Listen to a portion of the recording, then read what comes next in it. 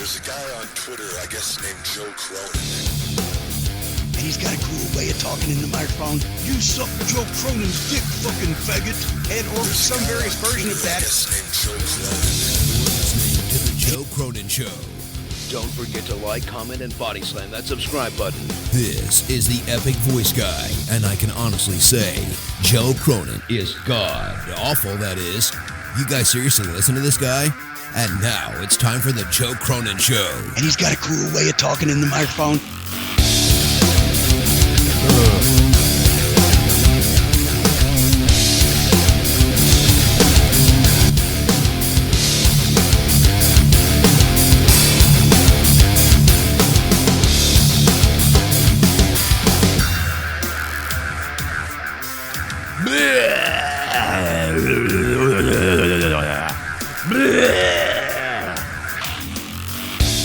Wow, we are done with WWE Extreme Rules 2018, and I don't know, man. Somehow it was... What the fuck was the point in that match, man? What the fuck was the point in that fucking match? And what was the point in copying WrestleMania 12? And just what was the point? It was, I get it, to get heel heat, I guess. So you had a main event Iron Man match to get heel heat at Extreme Rules. Dude, the only one extreme at Extreme Rules was Kevin Owens. Go give him a fucking trophy. Because that guy saved the show from being a 1 out of 10. This show tonight would have been probably a 1 out of 10 if it wasn't for Kevin Owens fucking killing himself for no reason, really. But appreciated nonetheless. But wow. What in the world did we fucking see tonight? I mean, in a weird way, like, the show actually went by a lot faster than I thought it would. Because the pacing was pretty good. Like, that's the one positive I could give you right now, is that the pacing of the show was pretty good for the most part. Like, they really got through shit quickly. And part of that... And the match placement helped that. Yeah, probably. And part of that was probably to get so that by the time they got to the Iron Man match, it wasn't like you were ready to kill yourself. But, man, that show was better than last year, I think. But, I don't know. I'm just kind of confused. That's like saying the diarrhea you had, last time was, this time wasn't as bad. It's still diarrhea. Well, I mean, I expected it to be terrible. It's still a shit sandwich. I get what you're getting at, but, my God. Like, there were so many things tonight that were just insulting. I feel... just embarrassed and insulted. They throw these things out, and apparently HBK and John Cena wrestled at WrestleMania 12. Thanks, Coach. Like, they change facts as they need to. Coach is a fucking idiot. I know. I did laugh at the crowd, counting down in the beginning, and then it got a little ridiculous. Dude, that crowd... They took away the clock. They're chanting, "Where's the clock?" You know? I can hear Vince McMahon in the back just fucking pissed off at that. Like, he must have been raging. It was like, take the damn clock down, He must have been losing his mind. By the way, we got a special backstage reaction from a guy, one of the brothers of Road Dogg, who works, as we know, our buddy Road Dogg sits next to Vince McMahon through every show pretty much. He's in his ear. And Road Dogg's brother, Joe Dogg, was in the back reporting for us the whole night. Take a listen to this. Joe Dogg. What's up, everybody? It's me. It's that J-O-E to the D-O-double-G. Listen, please stop. Stop chanting down the clock and counting down. Vince McMahon is getting really pissed. He's beating me. Oh, my God. He's beating me. My God. And right before that, if you can believe it, like, we heard this, too. Please tell the people... if you guys could spread this all over the social media, please stop counting down the clock. Vince McMahon had to take the clock away. He's getting really upset. Everybody counting down the clock. Tell them to shut up. Damn it, tell them to shut up. Oh, my God. I feel terrible for Joe Dogg, who's in the back right now, has to deal with Vince McMahon. If you guys want to donate tonight, the link is down below under Twitch alerts. All the donation amounts are listed way at the bottom of the description box. If you want to donate to the show to support me, go for that. What's up, guys? Hit that subscribe button down below.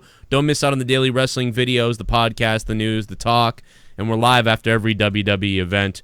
This was Extreme Rules. I'm here with Jake DeMarco. There he is. He got a hat on. And we'll hear more about that shit later. If you guys want, click that like button if you like this live video at some point. Feel free to do that if you like it. And in the chat right now, what'd you think out of Extreme Rules? Out of 10, what would you give it? And feel free to jump over to the comment section, write it in there as well. So, yeah, what else insulted you, Jake? Well, I really was genuinely looking forward to Nakamura, and, you know, I wanted to see him and Jeff Hardy hopefully tear it down. But Jeff is injured. He is injured, so I can't. I admit being selfishly disappointed, but now they booked a rematch between the two on SmackDown. That will end quick too. I'm sure it will, but just get him out of here if that's the case. Well, I think unfortunately we were teased by the match a few weeks ago, and then they had a moronic, police dog ruin that opportunity. We know that Jeff's obviously injured. He's stated it before. We can see him in pain. Granted, it's selfish, but they should have just, done something. I know they got to get the belt off him. I wish that was done on the SmackDown. So I can't believe. I mean, I it's funny because I remember I told everybody, I said I would bet my kids in house that Jeff Hardy loses tonight because of his injury, and I said maybe 6 to 8 minutes, maybe, and part of me thought maybe it'll be quicker, but I didn't think it was going to be that quick. So that was really funny. And then Brian Zane tweeted out. He goes, "Oh shit, Jeff Hardy must be on drugs again." It was the Sting finish all over again. Victory Road. I said that as well. I was like, oh, it's Victory Road all over again. Oh my god! And the way they sold, Orton coming out and doing his little heel turn, they didn't even make it maybe if he helped Jeff up and then RKO'd him, it would have been better. Maybe he can't take a move like that at this point. But to go ahead and he ominously walks to the rings and then he opens Hardy's legs and stomps on his balls, and it's like. They just telegraphed it so poorly. You knew it was coming. There was no surprise to it. They could have just made it a little bit more oh my God, now he's a bad guy. I disagree. That is one of the things I had no problem with because, number one, thank God Randy Orton went heel. Number two, if he does did he do the RKO? No. See, if he does the RKO, people cheer for him. So they clearly were you're going to turn heel. It did surprise me that he turned heel. But it was just kind of saying, hey, I'm heel now, get more heat with Jeff. And also he just boots him in the balls, So again, which is weird because that's what Shinsuke does. So yeah, I can see your points. It makes sense. They don't want him to. You don't want him to do an RKO. RKO because that's the only thing the fans cheer for him, really. Right.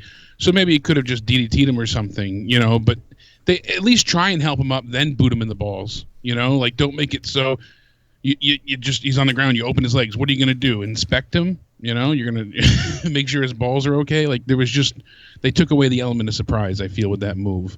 I don't know. That is so far down the list of complaints tonight. That is... It's just, but everything I don't know. The shark cage fiasco, that whole thing. Well, we knew that was going to suck. She's ruined.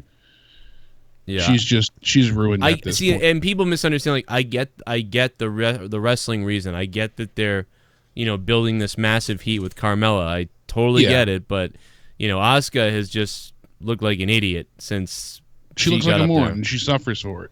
Yeah, this isn't the first time she's looked like a moron, so it's also not the 9th time that Baron Roland's been fruit roll-up's been rolled up. Yeah, so. I mean with Asuka, don't focus on the incapacitated Ellsworth. He can't get himself down. There's no way for him to go anywhere. You have free reign to kick his ass after you've won the match. And instead, she's focused on giving him a, whooping, and then she gets slammed to the cage and she's out. And then talk about a no-sell. I mean, as soon as the match was over, she's right back up and kicking security guards or whatever you want to call them, their ass, and flipping out in the back. And it was just the whole thing was. I almost think Dolph won. Ridiculous. I almost think Dolph won tonight because Vince got mad at the crowd or something. It's I'm not even kidding. I almost think he was like, you know what, fuck that. Yeah, he did it out of spite. So why have Dolph win in this fashion? Like you said in the beginning, you try and recreate the previous Iron Man match. It's already been done, by the way, multiple times. It has been done multiple times. They're all surprised that they could go into overtime. Everyone's like, oh my God, it's overtime. Have you, has Dolph ever seen an Iron Man match? Yes. So, why wouldn't you think that? And then, exactly. And if anyone honestly thought that they weren't going into overtime in this, I've got some, papers I'd like you to sign for an island in Istanbul. It's there's a Nigerian prince that wants to give you some gold. You knew it was going to happen. Obviously, they're going into overtime. But it's just, you hear Kurt's music, and the way they went about it, it feels foolish. Why wouldn't Kurt say, he comes out to restart the match and say, oh no, it's going in overtime, we want an answer. But then you allow McIntyre to get involved. Obviously, so why wouldn't Kurt say something then? Like, you can't be disgruntled and decide to change one thing, but, not address everything. You can't have it here, but not there as well. Show was better than Raw. Agitating. Show was better than Raw, though. This was better than Raw. Was it? Yeah. It felt faster, like you said. It moved along, but I mean, I saw it's automatically better than Raw. Kevin Owens jumped off a fucking cage, man. Yeah, that was a cool spot. I mean, it's better than Raw. Right as I was laughing at how non-extreme it was, and it really wasn't. This is not Extreme Rules. Just like last year, just like the year before. It's just stop calling it Extreme Rules, but like they can, I guess, because they do something extreme. But instead of having a guy, by the way, this is a dangerous thing that Kevin Owens did tonight. And I know there's like airbags under the desks now and everything, but it's a dangerous jump. The way his back and body hits on that table, it really is dangerous.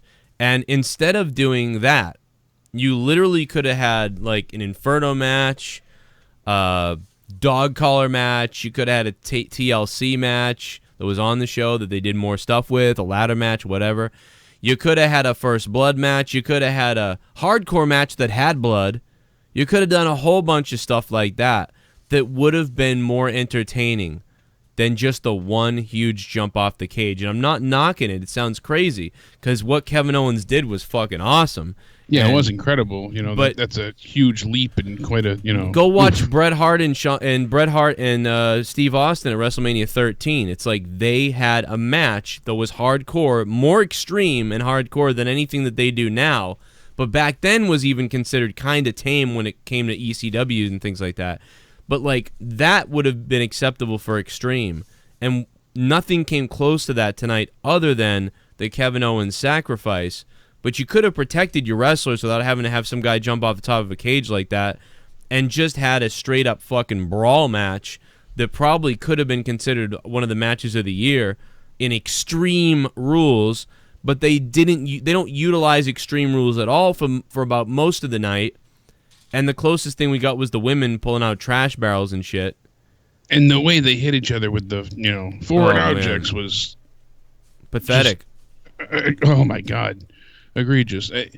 That was the only Extreme Rules match of the night, and I thought that might have been the main event, honestly, just because Ronda was there and they booked her so strongly. Oh, with her sitting in the front, I was like, oh, I could see them making this the main event. Honestly, I'm glad it's not Roman, as some people were speculating, thankfully. But really, if I had to, my guess was early on in the night before the pay-per-view started, likely that they'd have Ronda's, interference make it be the main event just because she was going to get involved and the focus has been so, high on her. Rightfully so, but dude, that her involvement in that match, enraging. Everything that happened was ridiculous. Yeah, I didn't... It made her, again, look like a dumbass. Wait a minute. It made who look like a dumbass? Nothing's defined. Who looks like a dumbass? Ronda looks like a dumbass. Why does Ronda the way she got involved? Because she ends up getting hit from behind, and it could have been handled better. I don't think that makes it look like a dumbass. I feel it does. Her attack did nothing. It didn't. She didn't. What do you mean? She got hit from behind. How is she a dumbass? Because she stays in the ring and doesn't. They do that stupid wrestling thing where the invisible force field is there. They have to drag things. But she got hit outside the ring. And then at the end, when everybody's, Alexa's walking away, she's just standing in the ring, pointing and fuming mad. Yeah. Standing there. They should have either had her continue to be incapacitated. Why would you not run after her? Yeah. Why would you not? She already ran after her, I guess. Yeah. I mean, I don't know. They do it with they do that with everybody. Everybody has the invisible force field. It's a common gripe. So everybody's an idiot. It's always so been then everybody's a problem moron. with wrestling. Yeah, everybody's an idiot. Force field that holds people back. But yeah, everybody's a moron because they all do that. That's just everybody does that. It's Vince McMahon. Oh, then you'll just pretend you're mad in the ring. But, it just, and the point in time in which she got involved wasn't to, benefit Nia or the match. It was to help Natalya. And I said, maybe if they had Natalya turn on her, God forbid we try and do something creative with any of this. Did they really need Natalya or Mickie James out there, you know? And it's odd still to have Natalya with Nia, since Nia and Ronda were enemies and facing off for so long. It's just very unclear, and it's just a muddy, messed up, you know, situation. It's just I don't know. That was one of the least things I'm worried about tonight. I'm like less worried about that, and I'm more worried about I need the card now in front of me. Let me pull it up so I can have it, and then I'll remember. The pre-show was decent. That was good. Well, that I mean, Cien Almas and Sin Cara had the same match they had basically the other night, so that they did a couple things that were different. It was SmackDown reminiscent, you know, but they put a little more into it. There was a few more spots. I don't think they put more into it. They just changed a couple of spots. It was about the same time. Okay, but I thought it was a little bit different, but I enjoyed it. It was a little different, but it wasn't. It was like, wow, they did that same thing the other night. Oh, they did that same thing. It was weird, but it was all right, and the tables match was kind of all right. I like the tables match. I thought it was good, and it actually fit under the Extreme Rules moniker, including tables. So yeah, I don't know. I feel like that would have been better serviced on the actual. It would have been better if somebody went through that table that was reversed. That was cool. Yeah, when they were on the corner in the turnbuckle. Yeah, when they set that up, I was like, if somebody goes through that, that's pretty cool. And so that's one of those things. It's like a Chekhov's gun moment. When you introduce something like that to the audience and you don't use it, you know, everybody waits for it, and it's just that's the kind of thing. They do that too often, and you tease the audience, and it burns people out. It ruins expectations. I thought to myself, man, I've never seen that, or at least I don't remember the last time I ever saw that, and that would be pretty crazy if someone went through that thing. Yeah, that would have been excellent. It would have gotten the crowd going, but someone just ends up going through a generic table, and then the match is over. It's just kind of like, oh well, it's over now. So, you know, at this point, you know, the night's starting, and I'm like, all right, that's a pre-show, I guess, you know. And then Matt Hardy and Bray Wyatt start the night. Now, by the way, I didn't do a predictions video, but I knew every match that I thought was going to happen, and I will say that there was two things I got wrong. Actually, three things I got wrong. Or at least two things or three things, but definitely two things I got wrong. Number one is I didn't think Bobby Lashley was going to beat Roman. And number two is, and we're going to go to the donations in a minute, by the way. I see all the donations popping. I'm going to play them in a second. I didn't see Bobby Lashley winning, and then I didn't think something else was going to happen, and I can't remember what it was. Let me look real quick. What the fuck was the next thing that happened that I didn't see? Okay, I wouldn't have been able to guess that Bobby Lashley was going to win, and I wouldn't have been able to guess that Kevin Owens would win because Braun threw him out of the fucking ring, you know. So I wouldn't have guessed that. So I would have had two things wrong, and those would have been the two things. And I wish I did a prediction video because it would have been funny to like hear that shit. Let me finalized predictions for that was Adam Ant had said earlier today that, you know, he heard Bobby was going over because they want MMA versus MMA for SummerSlam. Oh. And we heard all this time that Undertaker's supposed to be getting a rematch for SummerSlam, and it looks like it's going to be Roman Reigns. Yeah. So I went, my original, it's hard to bet against Roman. You know, he's like the Globetrotters, as we always say. Yeah. But until this morning, till I heard that, I was thinking Roman as well. But I thought Braun was going to throw Owens through the cage a la Big Show at St. Valentine's Day Massacre style, you know, where he like throws him in and the cage opens. Yeah. But he already did that. They just did that with Roman. I know they did that with Roman, but I honestly thought that's what they were going to do again. So Kevin would win, but because Braun did something. And essentially that's what happened in a different shell of things. But I like this way that they did it better than what I had thought. So yeah, this was crazy. I mean, like the fact that he did that. That spot was great. And people were pointing out, the airbag. The airbag barely even. Yeah. I don't think he did anything because he slid off the table too, the way he had landed. Yeah, he broke the table. Landing. That's just basically like if it screws up and the table just dies right away. But he bounced a little first, so.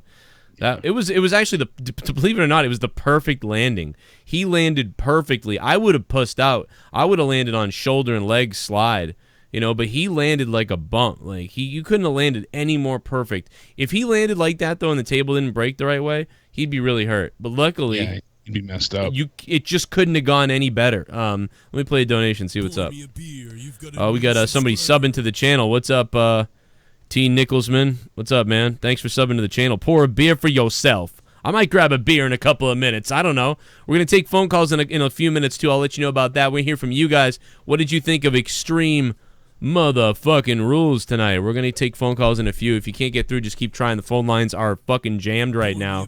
Feel free to subscribe down below. We're having a subscriber party, guys. Over 56,000. We've been doing this for 4 or 5 years now on YouTube. Justin Get Wavy. Is that a play on Saley taking away on the sailing away with those? I don't know. Jake, can you hear these yet? I'm going to try to fix it for you. No, not yet. All right, I'm going to mute you. See if I can fix it.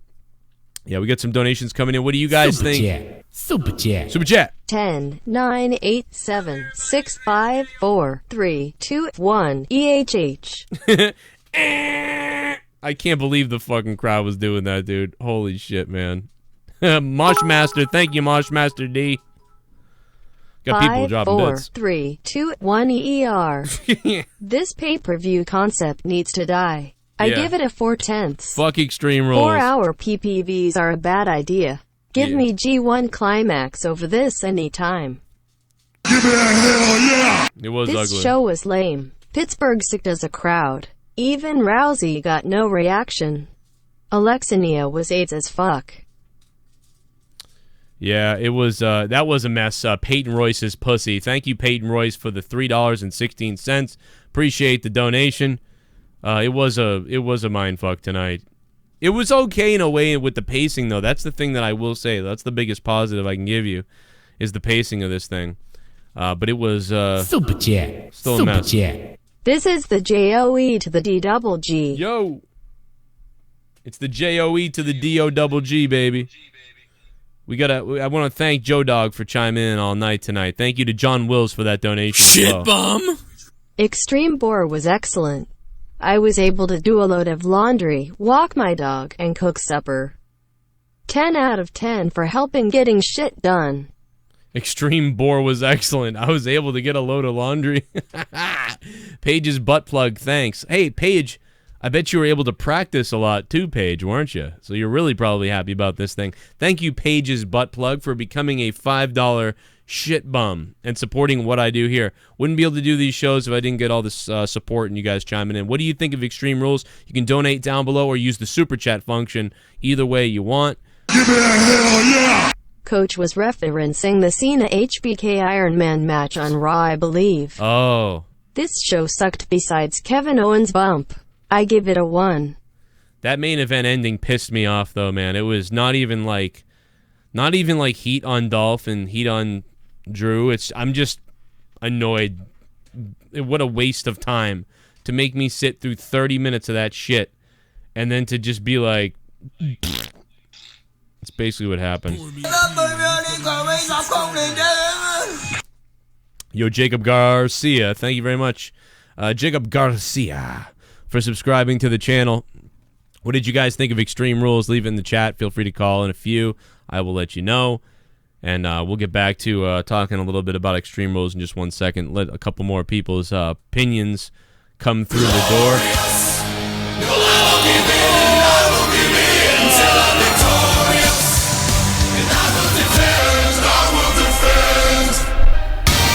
Where is Bobby Roode been? My God, Bobby Roode! I'm fucking Bobby Roode! Bobby Roode is back! Triple H wants to fuck me! Glorious! Sup Joe and Jake, change the fucking name of your pay-per-view.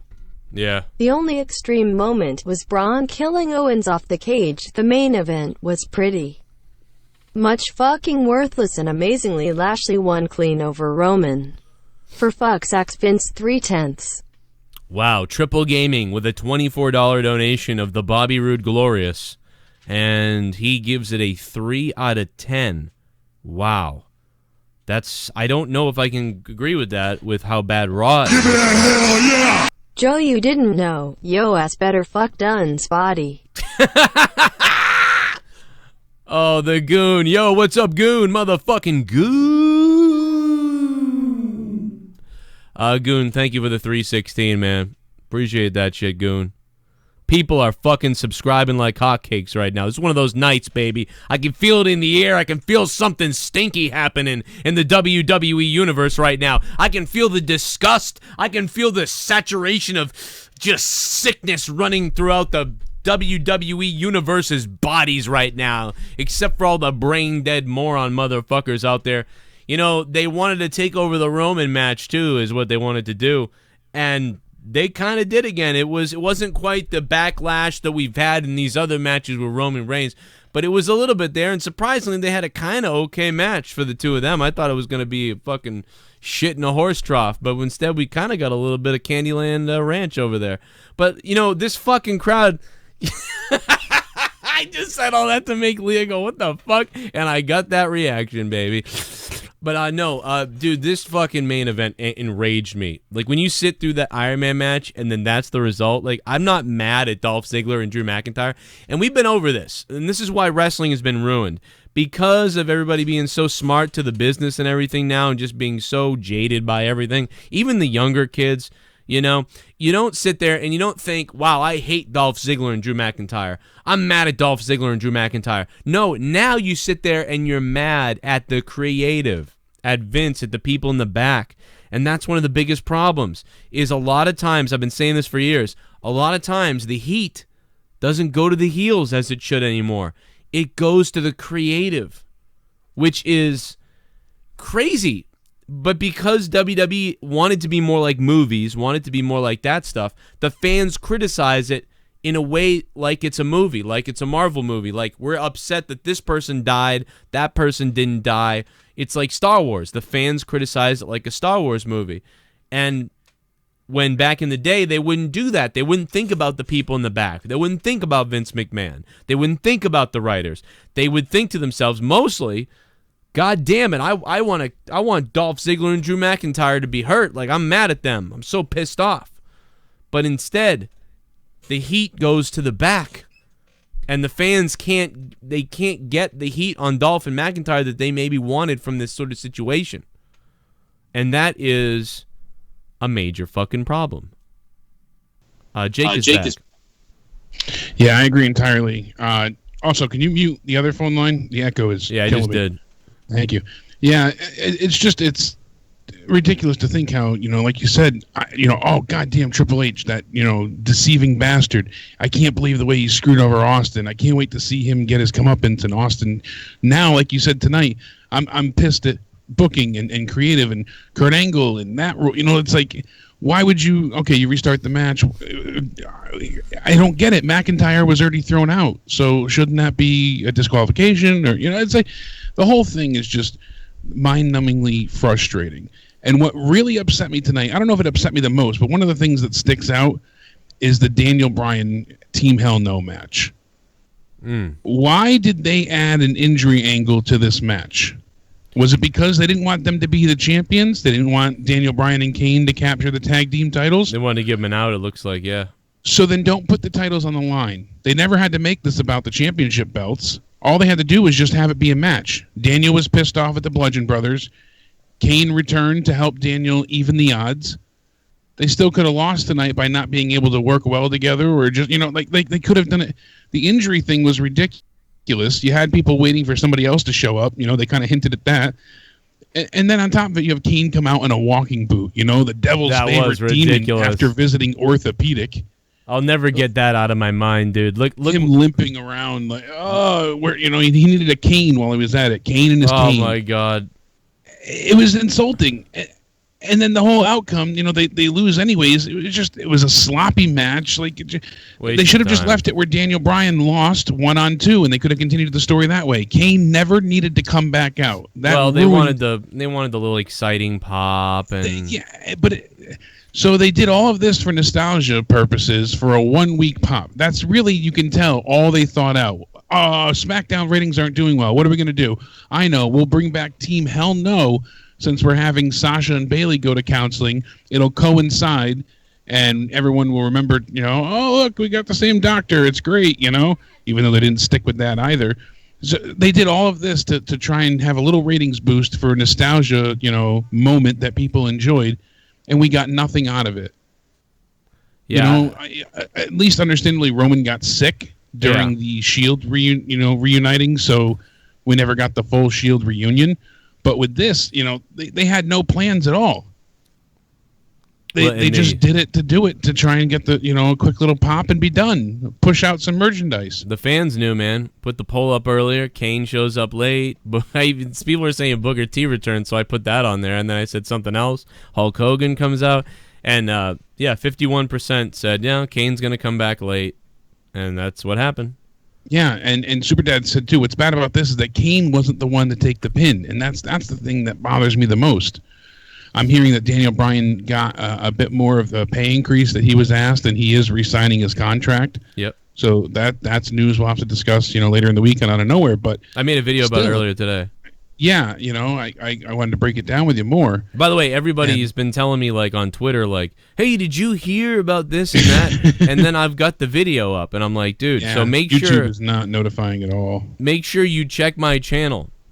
All the time. Come to my channel, check my videos, watch my old videos, watch my old podcasts, watch the old State of the WWEs, watch the old Out of Nowheres, watch watch a lot of those. Maybe not the live Raw reviews because those kind of don't matter that much when you watch them, but watch some of my State of the WWEs, my news videos, or my Out of Nowheres, and, you know, binge those a little bit, and YouTube, the algorithm will start knowing you want to watch me. That will help you too, because I had so many messages. Joe, did you hear about Hogan? Joe, did you hear about this? Joe, did you hear about Brian? I'm like, yeah, I made a video about it 3 hours ago. And people are sending me other people's videos about it, like linking me. And I'm like, I don't give a hell about these fucking other people, you know? You know, usually I try not to address things, but, you know, Tony in the chat says, Jake, a lot of things bother you. Damn straight it does at this point in time. When we're paying for a product, you know, we're paying for the network, we're paying for cable to watch wrestling. You know, paying a whole hell of a lot less than we used to pay. So that doesn't bother me. But they're delivering a whole lot. You're just wasting my time. That's what I'm mad about. They're wasting my time. Time is more important. Time is money. That's what I'm mad about. Time is valuable. And the thing is, by the way, Pittsburgh is annoying as hell. That crowd, I hate that crowd. Every time, I hate them every time they go there. They root for Crosby though. So many ways for the crowd. That's a whole nother subject entirely, but. I usually don't pick on the crowd. Bleach balls instead of beach balls. Imagine that, you pop it and you swallow the fucking Tide Pod. That's the way you take out a Philly crowd. Oh, you take out a Philly crowd by wrapping a dollar around arsenic. That's how you take out a Philly crowd. That's easy enough. Sorry, I'm sorry, Philly. I love you, but fuck you for beating us in the Super Bowl. Besides, get over it, guys. You won one Super Bowl. Take it easy. Well, but everything they did tonight was just redundant and poorly thought out. How could you be entertained, thrilled, or find any enjoyment with anything they did tonight, excluding the time that they allowed somebody to almost be broken in half with Owens? What else was good? What else was redeemable? What else was worth watching again? I wouldn't watch anything but Kevin Owens getting chucked off the top of that cage again. Exactly. So you had one big, Shane McMahon-esque spot. That doesn't save the night. That doesn't make it enjoyable. They had the feel-good moment with the B team winning the tag team titles. Oh, they finally, got their comeuppance after years and years of being shit on. But they tease Bo Dallas being, facing away from his brother in the ring, and this is going to be good. Bo and Bray finally faced it, and they do nothing with it. They give you an 8-minute match, which was anything but decent. It was barely serviceable. A lot of botches, a lot of missteps. It's anything that we were looking forward to. I know Jeff can't help himself being injured there, but they could have handled it better. They could have done things, I think, a different way. They're probably setting up. I would think they're setting up Bray to fight Matt now, because that's and that's something we've seen how many times over. Anyway, 716. Does anyone want to see that? No, I don't want to see. I want Matt to leave. Go back to Impact. It didn't work. They didn't let you do what you wanted to do. 716, what's up? Oh, they hung up. What as I said hi to them. Taking your phone calls, 339-226-6610. The number's on the bottom of the screen, too. Yeah, garbage. Oh, and it's Pittsburgh, not Philadelphia. That's what Brian said. But I know, I said Pittsburgh, but then you said Philly, so then I made fun of Philly. Yeah, I made fun of Pitt, and then I made fun of Philly. Yeah, I know, but I said it, not you, so.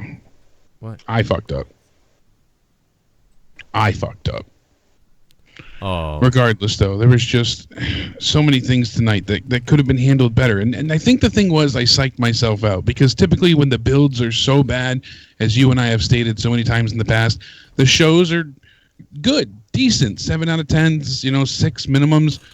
We get to the wrestling, and the wrestling's good. So at least that's what keeps us going. All right, 3 or 4 weeks of awful storytelling and terrible promos and bad builds to get to a okay pay-per-view. Oh, this is why we watch wrestling. Tonight, most of the wrestling was blasé. A lot of the matches didn't work. The stipulations added nothing to any of the matches. It just was a shit show and a long 5-hour waste of time. You figure this started at 6 o'clock, ended just before 11. That's 5 hours you dedicate to nothingness. Yeah, it's the Raw show is so bad that, honestly, this seemed better tonight just because it wasn't Raw to me. It wasn't good. Again, we got to go through these matches, but I know a lot of you guys are donating to try to tell me what you think about it. A lot of you guys are calling in, so I'm going to take a phone call. Then we're going to try to, warp speed, go through the whole thing real quick. Then we'll take more calls, and we'll take more donations. And I thank you guys for supporting the show. I keep doing this because of you guys, so shout out to all the new patrons, too. I'm going to give the patrons a shout-out. We got new patrons tonight, so big-time cool shit for that. 352, what's up? 352, yo. All right, now you're on. I'm sorry, you were muted. What's up?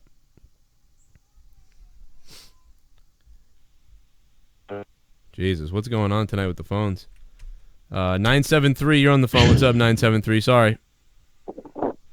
Hey, Joe, what's up? What's up? Hey, how you doing? We got a live caller.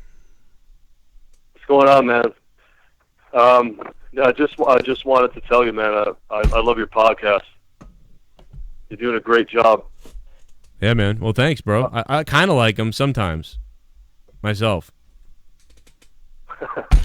Yeah, what's up, man? What did you think? Yeah, I love it. So what did you think about Extreme Rules tonight?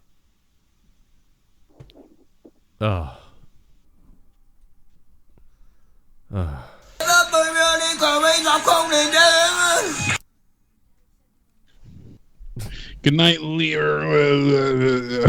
Did you clip that? Yeah, I did. I do have Tommy saying good night.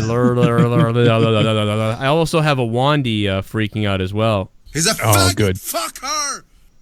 He's a faggot. Fuck her. A Wandy went off on Monetize This the other night, if anybody missed it. Billy, you cunt.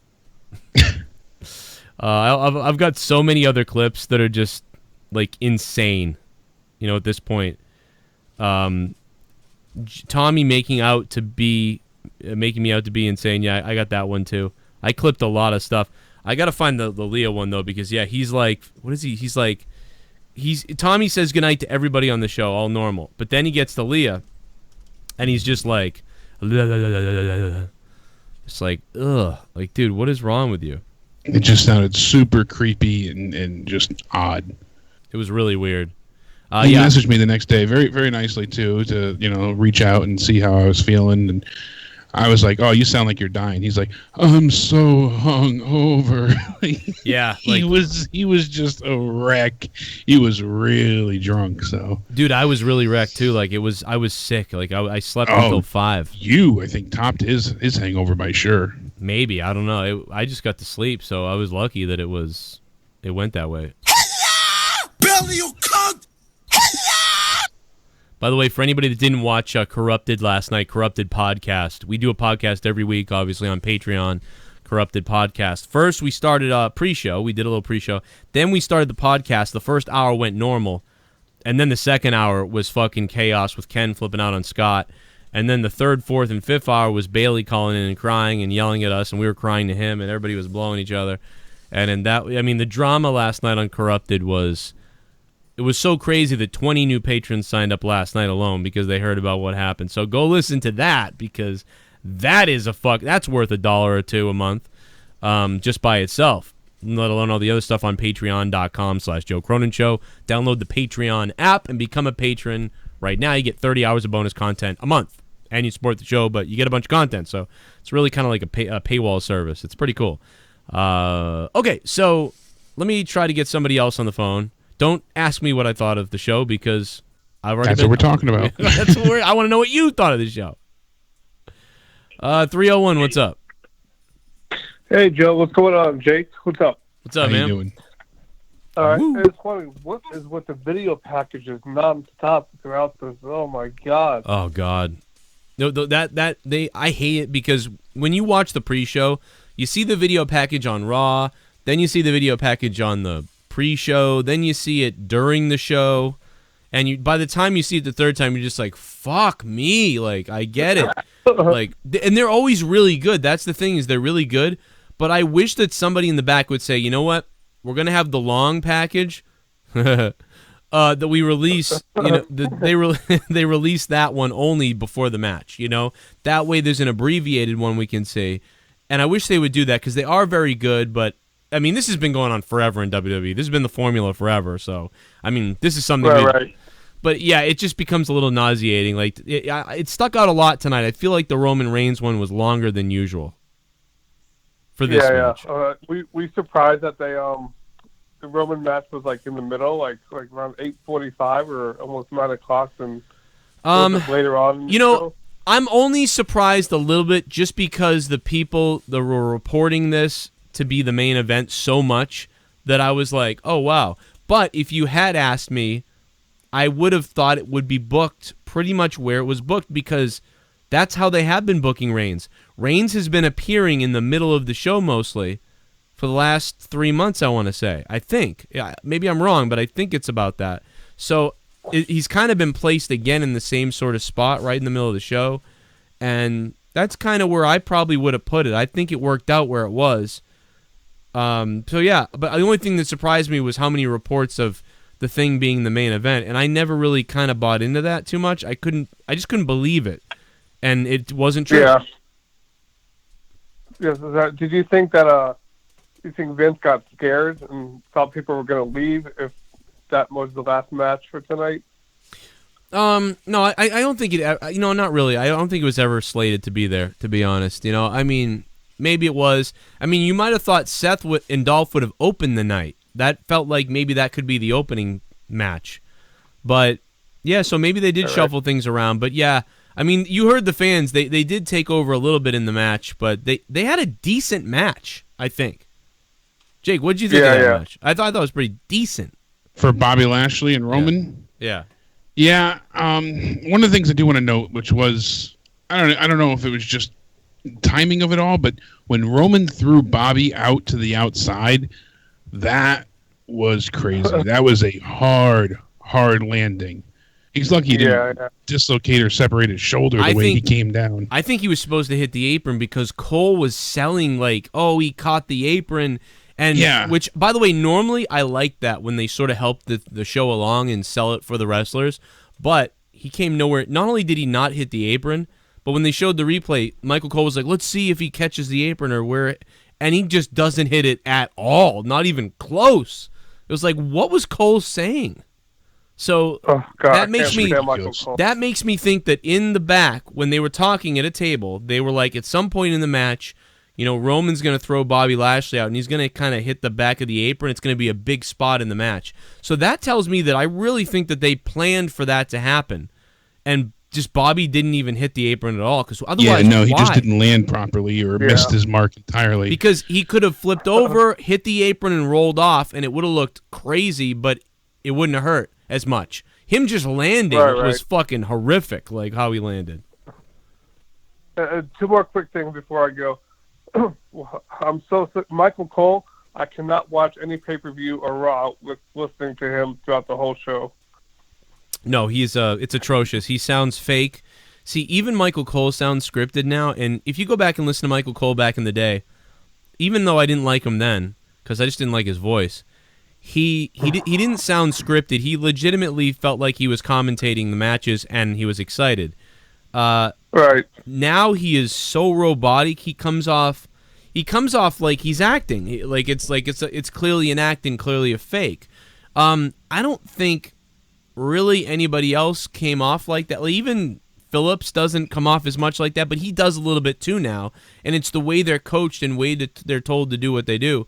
But you know who didn't come off fake was only Morrow, because even Rich Brennan was great on NXT. Tom Phillips was great on NXT.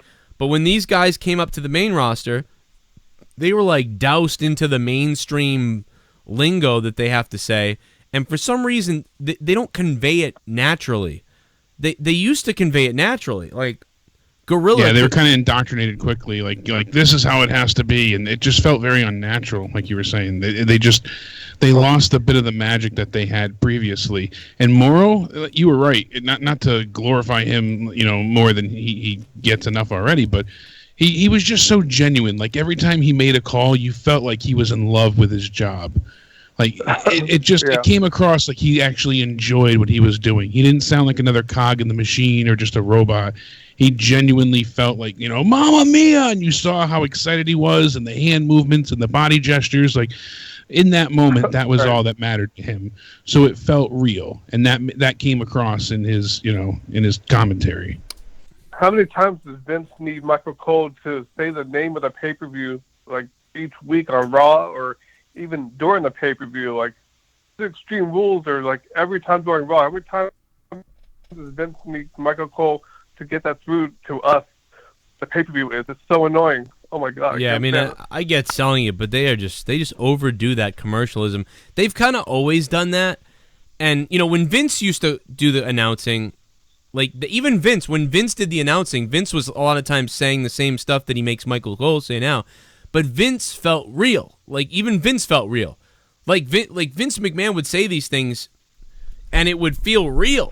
Even yeah, he had a lot of passion in his voice. Michael Cole now does not. He just mostly sounds like he's acting, and he can be too. Michael Cole can have that passion again. We saw it in the UK tournament. Yeah. He felt like reinvigorated there. He absolutely felt like, oh my, I didn't even recognize that was him at certain parts. Yeah, go listen to the UK tournament. Did he do the new one too? I didn't really listen to the commentary much. No. All right, well, not that I believe. Go back to the one 2 years ago. Michael Cole's commentary was great. It was like, wow, that felt nice. To hear Michael Cole call wrestling, he was really pretty good. It's totally the opposite on these pay-per-views and on Raw. Especially Raw, but that's different on TV. You have all these cues you got to hit and stuff like that. I get it, but still, I just don't get it. It sounds fabricated and terrible. 412, what's up? What's up, Joe? What's up, Jake? What's up, man? How's it going? Extreme Rules was half decent. I would give it a 5 out of 10. I'm almost there on it in a way, but I'd probably give it a 4 out of 10. But I'm there with you. I'm probably going to be a bit lower. What made it a 5 out of 10 for you? What was some things that you really enjoyed? I want to hear some positives. Well, the positives, I like that the Braun Strowman, Kevin Owens, when he threw him, it reminds me of Undertaker, how he threw him Mankind. That was 20 years ago, too, in the same building. Yeah, but I just didn't like the Iron Man, it should have had more of a feeling. It didn't have no feeling towards it. It just felt more like them submissions. Yeah, I can, know what I'm saying? I can see what you're saying. And the thing that kind of bothers me, too, I know it's a very stupid gripe, but again, this is how my shitty brain works, is the fact that we see them fight for 26, 28 minutes a few weeks before, and it all leads to one fall. And then you start off the match, and 5 minutes in, he already got a 3 count on Ziggler. Things like that. It's like, I was hoping it would take a while longer to get the first fall. And then I enjoyed McIntyre getting involved. That was a smart move. It doesn't matter how many disqualifications you cost your Why didn't he just punch Ziggler?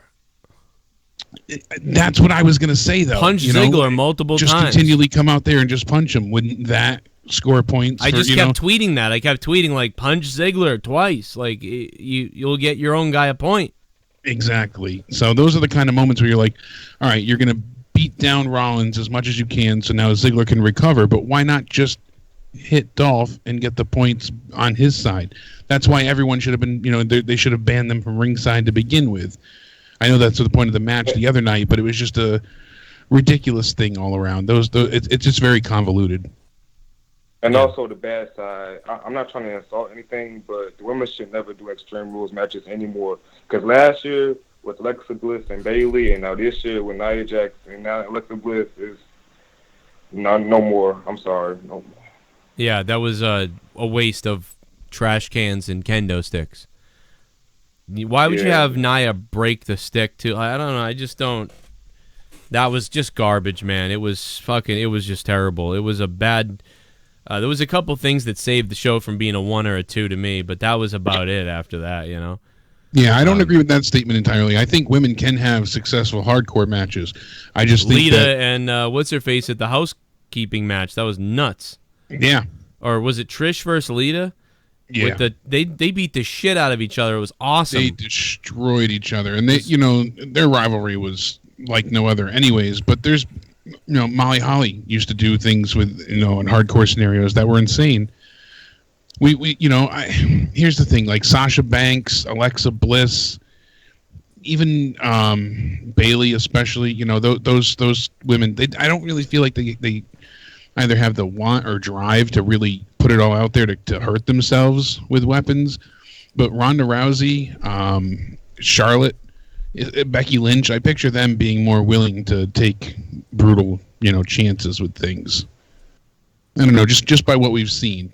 Bailey and Sasha, when they've had, some weapons come into play, it just, like you said, they're light hits, and it really doesn't seem effective. But when Alexa, I could be off base too with the other three, but it's just I picture if you put certain people in the ring with each other and really let them go all out, we could get some really brutal hardcore female matches.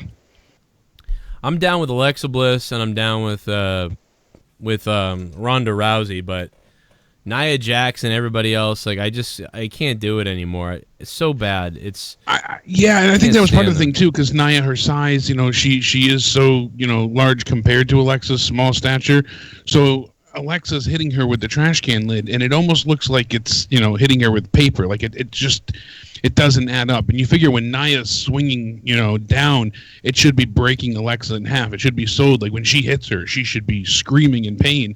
And it's so the selling needs to be top notch. Like you really have to work those things out ahead of time. Yeah. Well, let's put up a poll on Twitter. Did you like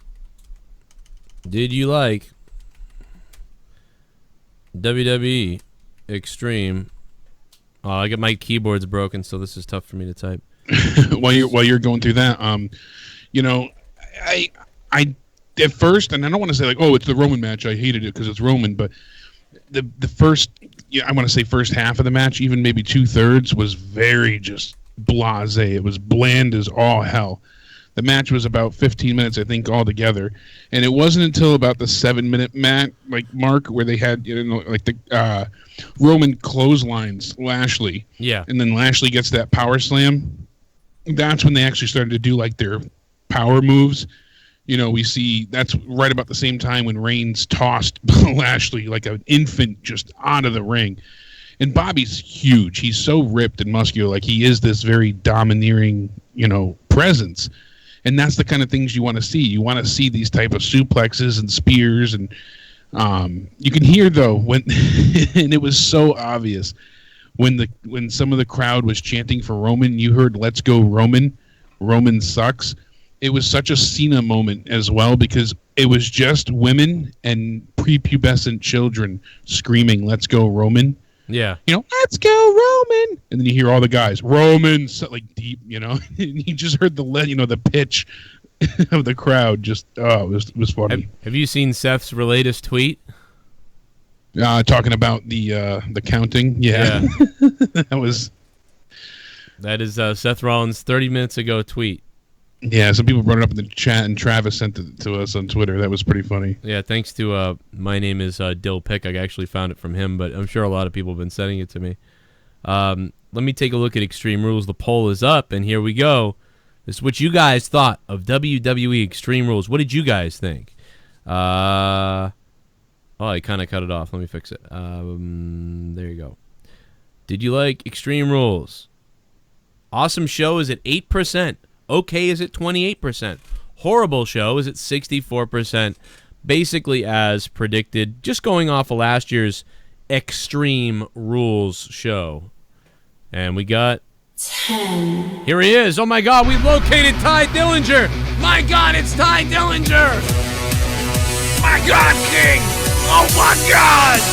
Like, oh my God!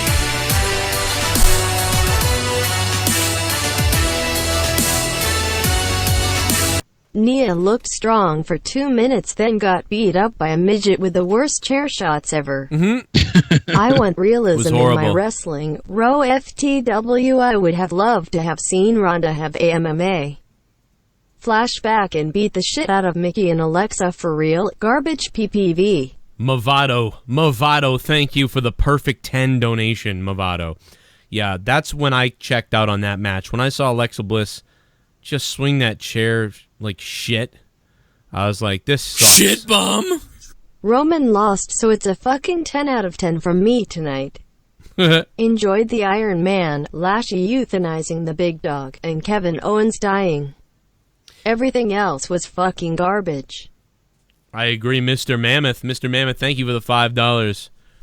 I could see somebody maybe giving this show anywhere between a 6, maybe even possibly, but I'm going to have to be in the 4.5 territory, only because it entertained me more than almost any Raw has for the most part. So, you know, I'll give it a 4.5 because of that, but just not a good show, and I'm irritated by the name. Super Chat Party.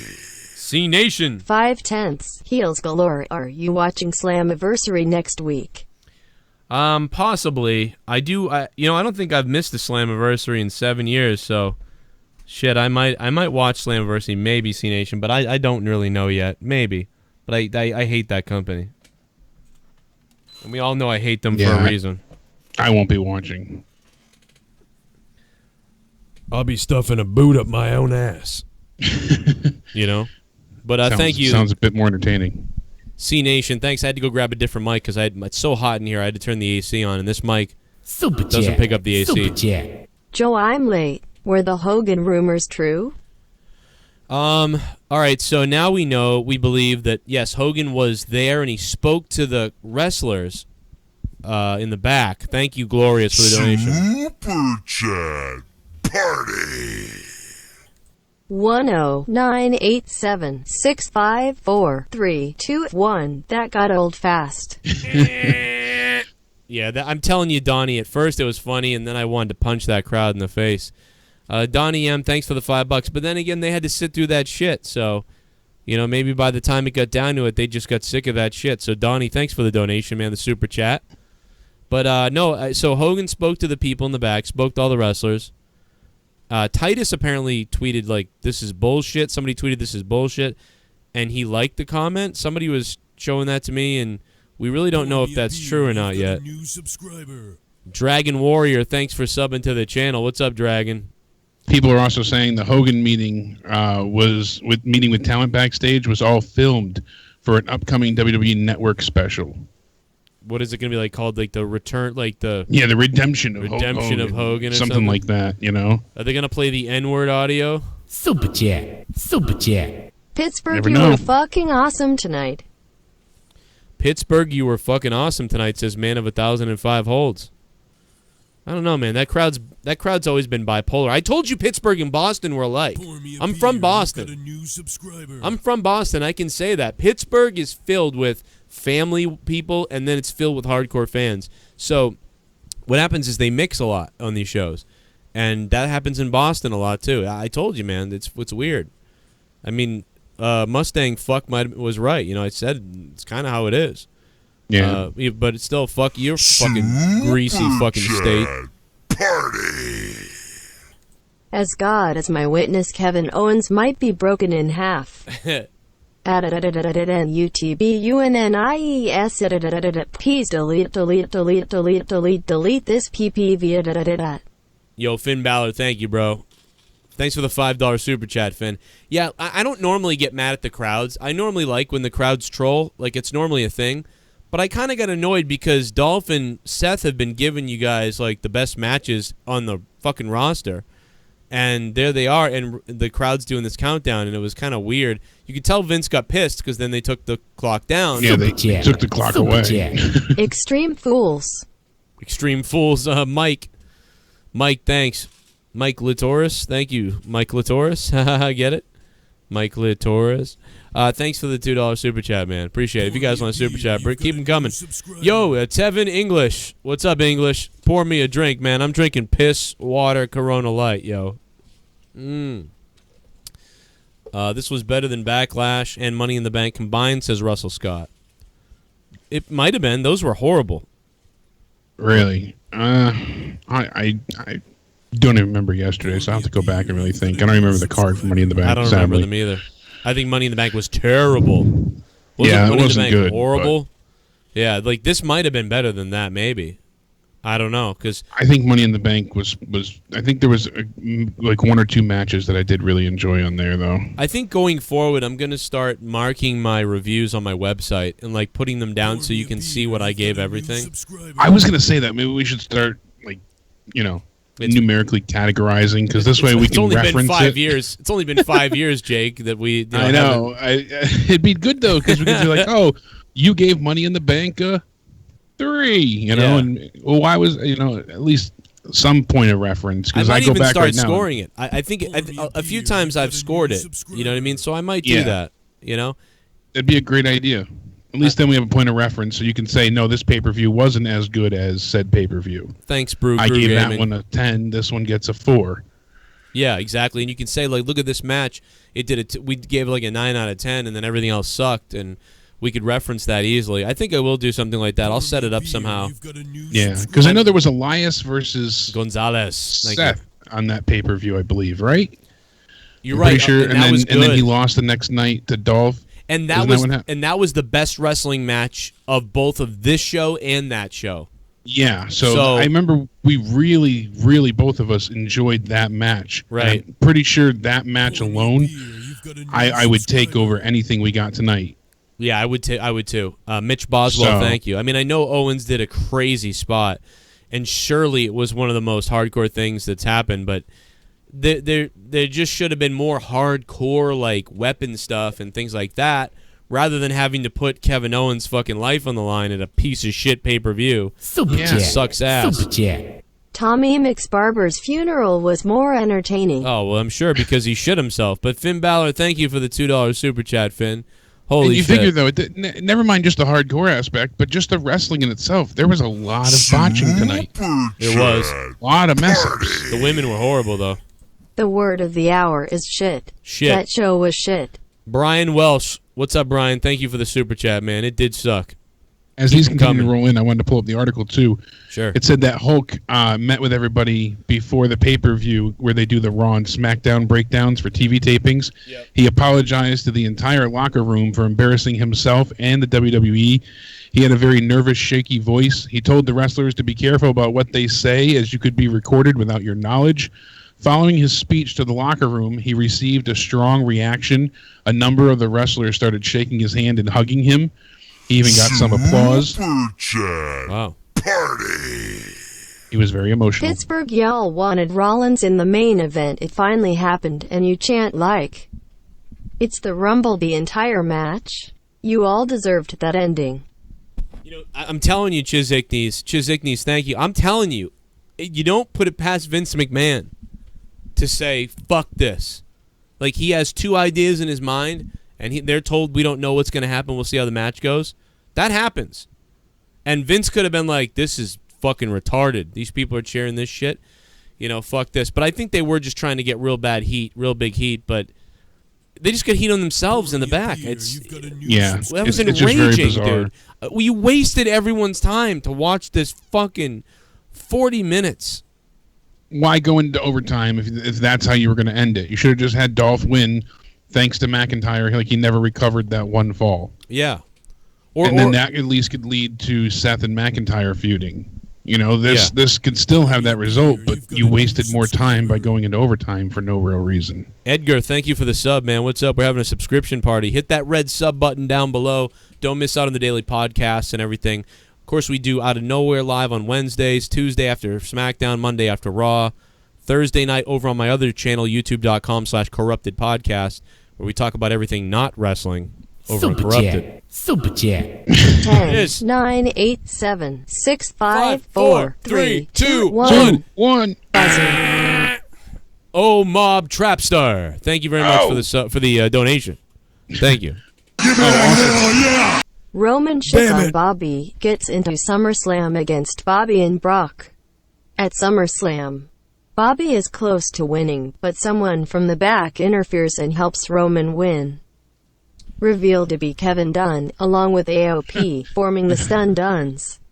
Hashtag dirt booking. The Goon, that's funny. Dude, you know what I said on Twitter earlier? This was to piss everybody off. The Goon. I said Brock shows up tomorrow night, and then Braun cashes in, but Roman screws it up for him. That'd be fucking hilarious. People would freak out. Where was Dean and Elias? Well, number one, we got reports for so long that Dean Ambrose is delayed with his comeback. That Dean Ambrose is going to be out for a couple more months. Yeah, I had some concrete sources, confirm that the other day, saying that we wouldn't see him till after SummerSlam. This seemed like it would have been the perfect opportunity to have him come back tonight. If it was a setup troll, if it was a lie, this would have been something they could have done. He was backstage apparently tonight, I've heard as well. I don't have full confirmation for that, so again, like I always say, take it with a grain of salt, but I've heard from a few people that he was there backstage tonight. They like but to that's bring usually these, just visiting. So. Well, they like to bring these guys backstage so that and let it be known. That way everybody runs away with this could be happening, that could be happening, and that way it's thrown off.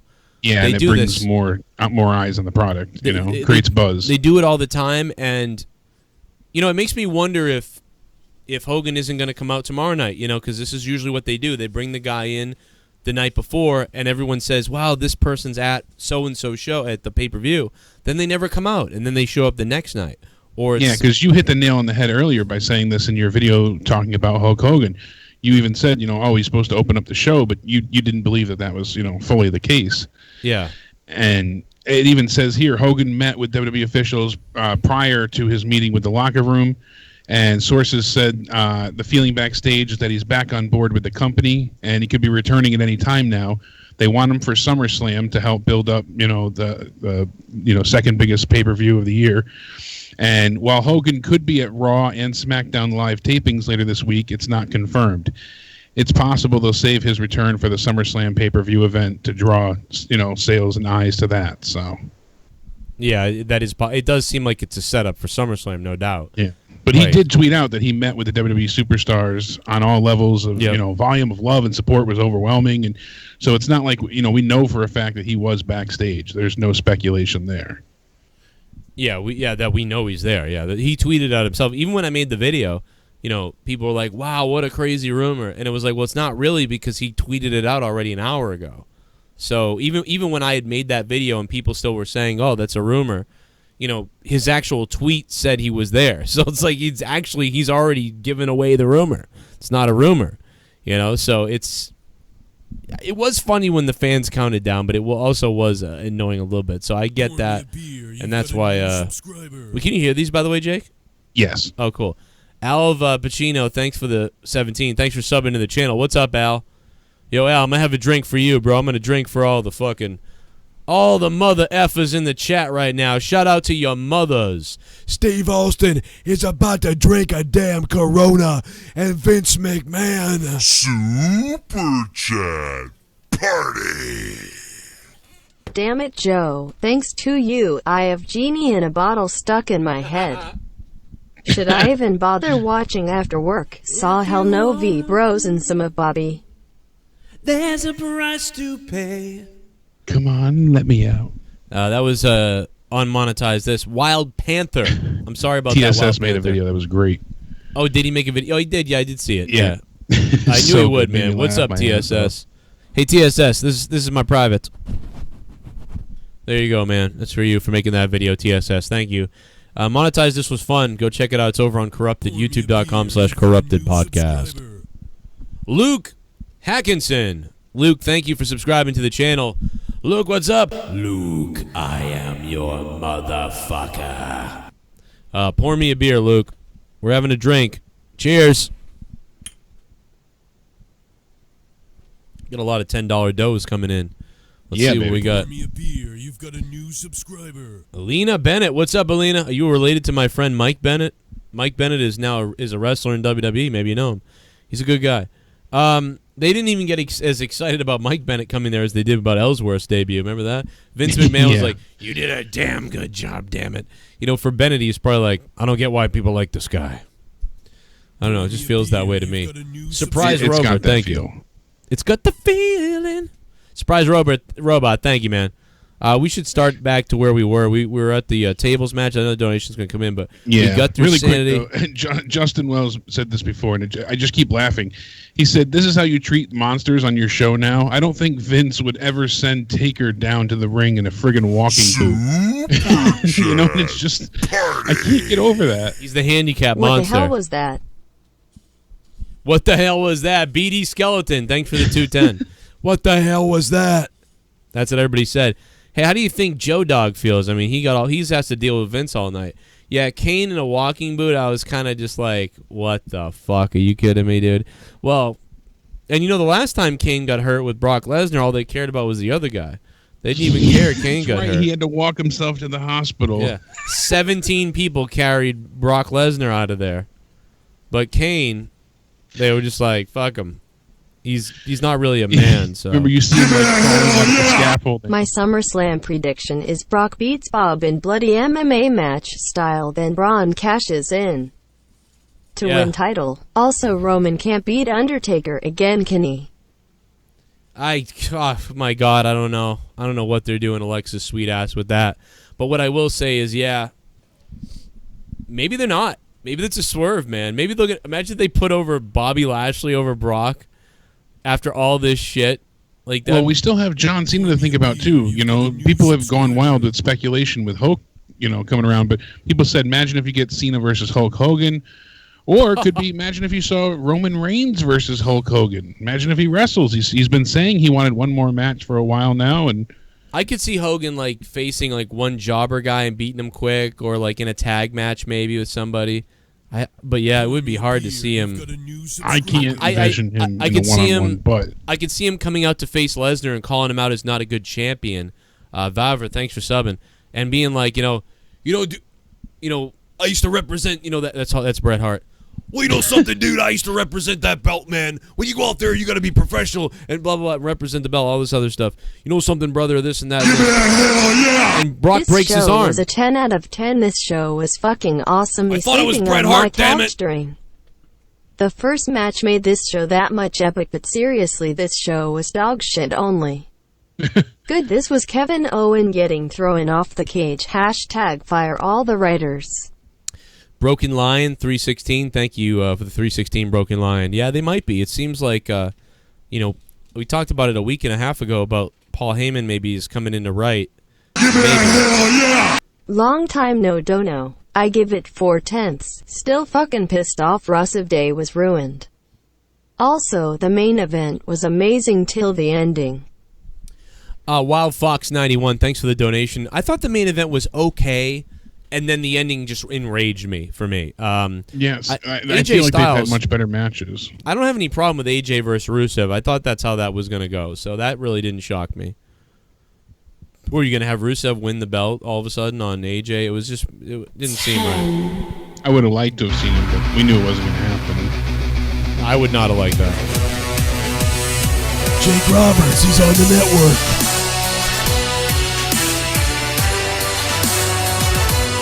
He is the perfect dark match.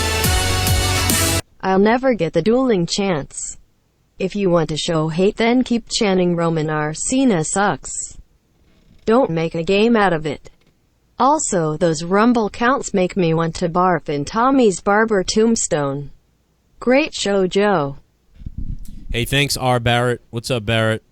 Yeah, I normally like when the crowd trolls Roman matches, so that didn't bother me as much, but yeah, the crowd chanting the countdown again, it was just kind of bizarre after a little while. It was annoying, but normally I like when the crowd chants. But oh my God, it's the Architect! Oh my God, I love Seth Rollins! Turn it down! Why the fuck is Braun not champ? He's over as fuck and looks like someone that should be a champion. Does Brock have it in his contract to hold the belt for X amount of days? I think the MITB briefcase is a waste on Braun. Hashtag I am gonna kill him, John. I'm gonna kill him, John. John Nelson, thank you for the $25.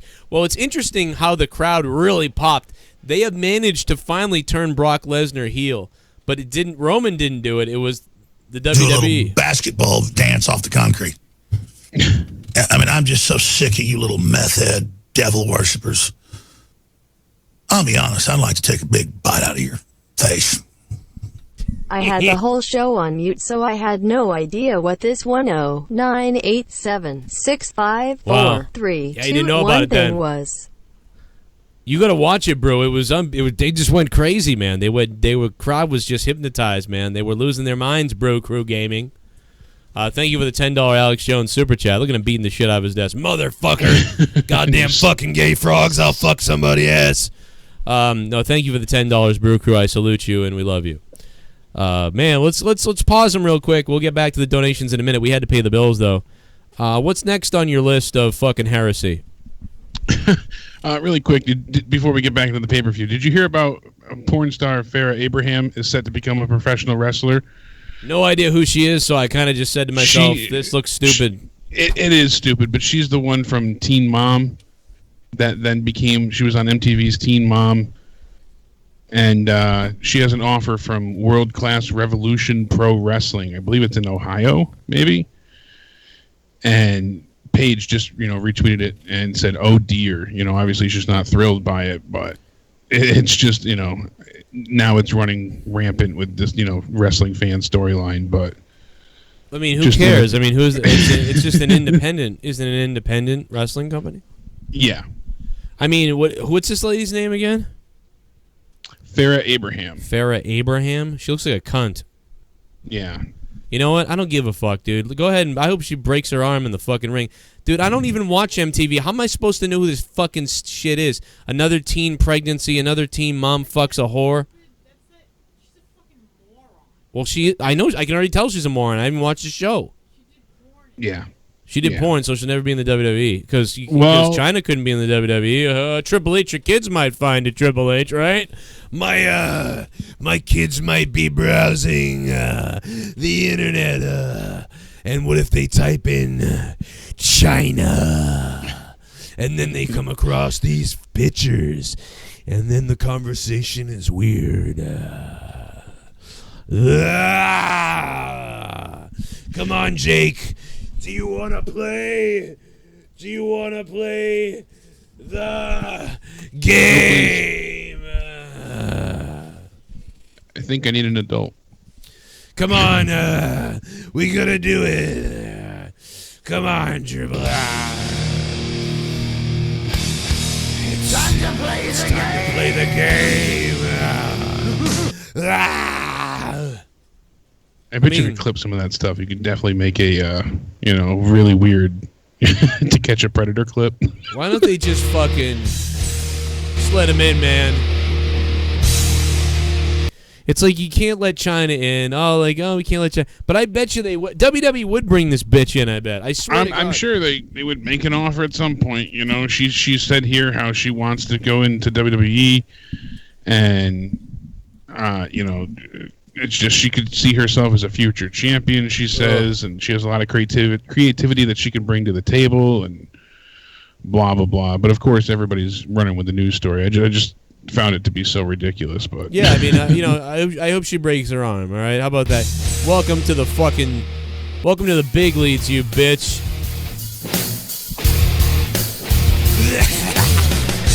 Game, and how you play it, it's all about control. And if you can take it, I am the game, and you don't wanna play me, I'll suck your dick and I'll make you eat my penis. Over your shoulder, you ready to fuck? Like a good little cunt, don't eat my ass. I don't know, but I don't care. I just hope I don't even care about this shit. MTV, I saw it everywhere and it annoyed me too because I'm like, another teen fucking pregnancy and another like, you know, my first period. That's all that they have on MTV now. Is like my first period, like dun dun dun, 2:30 o'clock. I can't believe it! It's happening! It's happening! Mom, it happened! Oh, it happened! We have to have a talk, Sarah. We have to have a talk. Do you know what to do? Come home. We'll get you a change of clothes. It's happening, Mom, at school, though. It was my third time at school having my period this week, I just still hadn't gotten used to it. The emotions were out of control. Some of my friends had found out, and that really irritated me.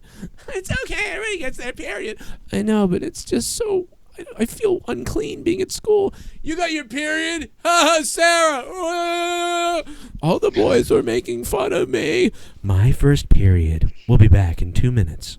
MTV. Like, fuck you, MTV. Suck my goddamn dick hole, MTV. Anyway, I'm sorry. Careful, you don't want to bring them up. They'll, yeah, I know. I know MTV hates white people, so you probably aren't happy about the white man talking about you too much, MTV. Remember when MTV used to be rebellion and awesome, and it was like against shit, and it was cool? Like they awesome stood for music. something. They had rock music and rap and just rebellious shit on their channel, and now it's just about SJW. I'm an SJW. Victim. Virtue signaling. That's your fucking network now. Call it fucking... You know what I call it? I call it a bunch of fuckhead crybaby faggots crying about shit. That's what I call MTV. Fuck you, MTV. I use the F word. How you like that? Suck my dick. Come and try to shut me down. Here's my goddamn dick, MTV. Eat it up your ass. Anyway. Fuck you, MTV. And by the way, if MTV didn't hate white people, they wouldn't have got me taken down for saying that. Remember that shit? Fucking yeah. You got a problem, MTV. Go Google MTV's articles. Fuck you, MTV. Suck my dick. I got a virtue signal for you, MTV. It's me taking a dump right on the Moon Man's fucking face, okay? Go light yourselves on fire, MTV. Suck a dick.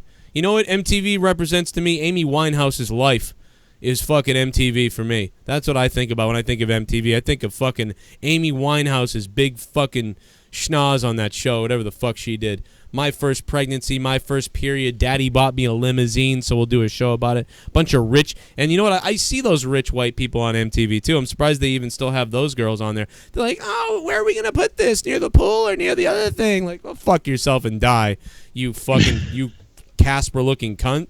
Okay, let's move on. Oh, that's just fucking priceless. This is why nobody hires me. Velveteen Dream tweeted out, did you see this? He said, no such thing as coincidence. You're welcome, Terry, at Hulk Hogan.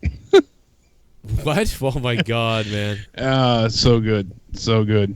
Yeah, imagine Velveteen Dream sitting there while Hulk Hogan's shaking and crying almost and giving this speech like, please, brother, take me back. And Velveteen's just like... Just a smirk. Just sitting there taking a look at old Terry Bollea's shaking legs. How about that? Telling him, breathe it in. Breathe it in. And then Road Dogg had to, I wonder if he saw Joe Dogg yet, his long-lost brother, but I know he had to clap back on Twitter to somebody from the, the Twitterverse that was giving him shit about not having a live chat during one of their, live Extreme Rules preview shows. They were saying, don't get mad because you can't write good television, but they spelled right. Oh, my God, I'm reading it right now. I'm dying, dude. I'm embarrassed that I'm in the tweet. And he said, write good? Okay. I wrote below, I laughed. I'm, like, dying below in the comments. That's wicked funny. Oh, my God. Has he seen Joe Dogg yet? Because... I don't know. That Luke Rojas mentioned it. He said, have you seen your brother Joe Dogg? I wonder myself. I mean, he's sitting right next to Vince. That's the type of thing he might show Vince, Exactly. That's what makes it even better. Hey, Vince, take a look at this asshole. Vince, look at this really quick. This is us. You know what I mean? Oh, yeah. But thank you to Big Slow for sending me the Velveteen. Oh, my God, dude. Dude, it got 3,000 views. Really? One of them got 3,000 views on Twitter. I mean, probably the same people watching over and over again. But. Everybody counting down the clock. What's up, everybody listening? It's JOE to the DOGG. Can you please tell the people if you guys could spread this all over social media, please stop counting down the clock. Vince McMahon had to take the clock away. He's getting really upset. Everybody counting down the clock. Tell them to shut up. Damn it, tell them to shut up. Oh, boy. Joe Dog. He's got more.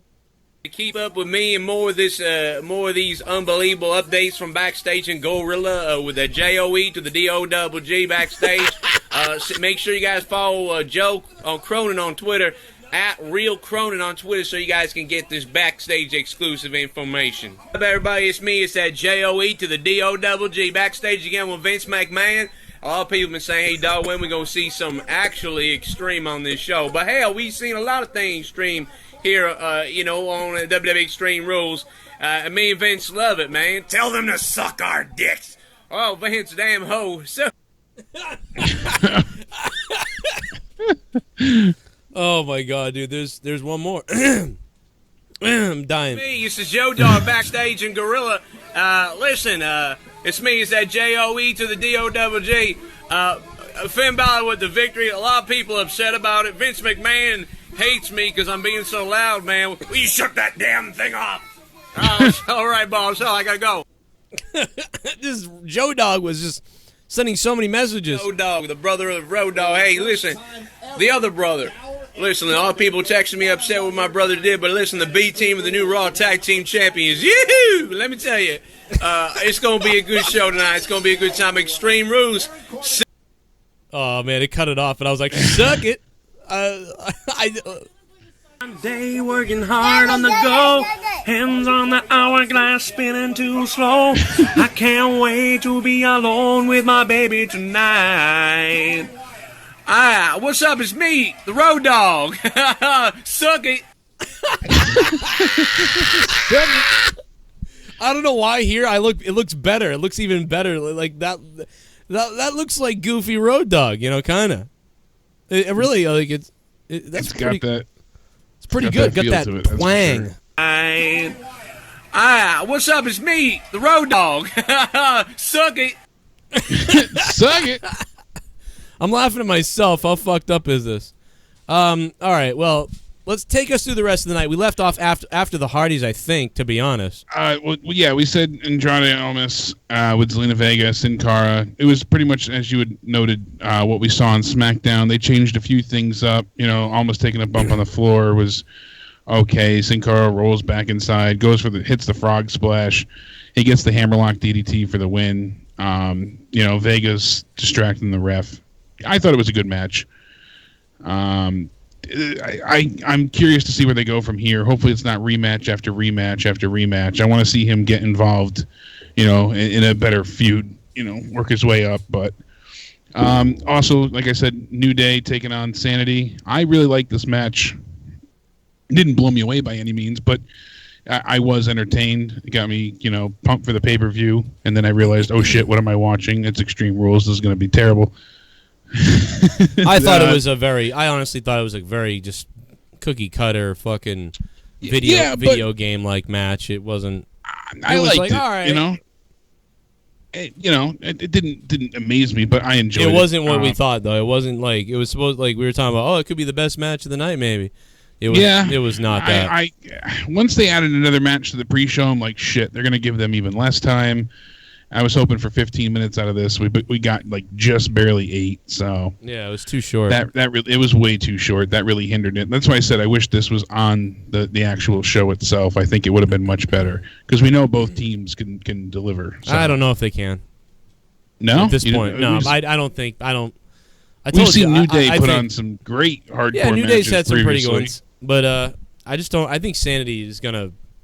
They don't care. I don't care about Sanity anymore. It's just they're boring, and they didn't do anything to me that was that great. So I just don't think they're still too fresh, and I don't think they've been given the chance yet. But if that continues to be the way, then it took months for Bobby Lashley to finally launch off. So, but that made no sense either. But yeah, we'll see if they give them a bit more of a chance and a little more TV time. It could be something better. Yo, it's me. It's the Joe Dog.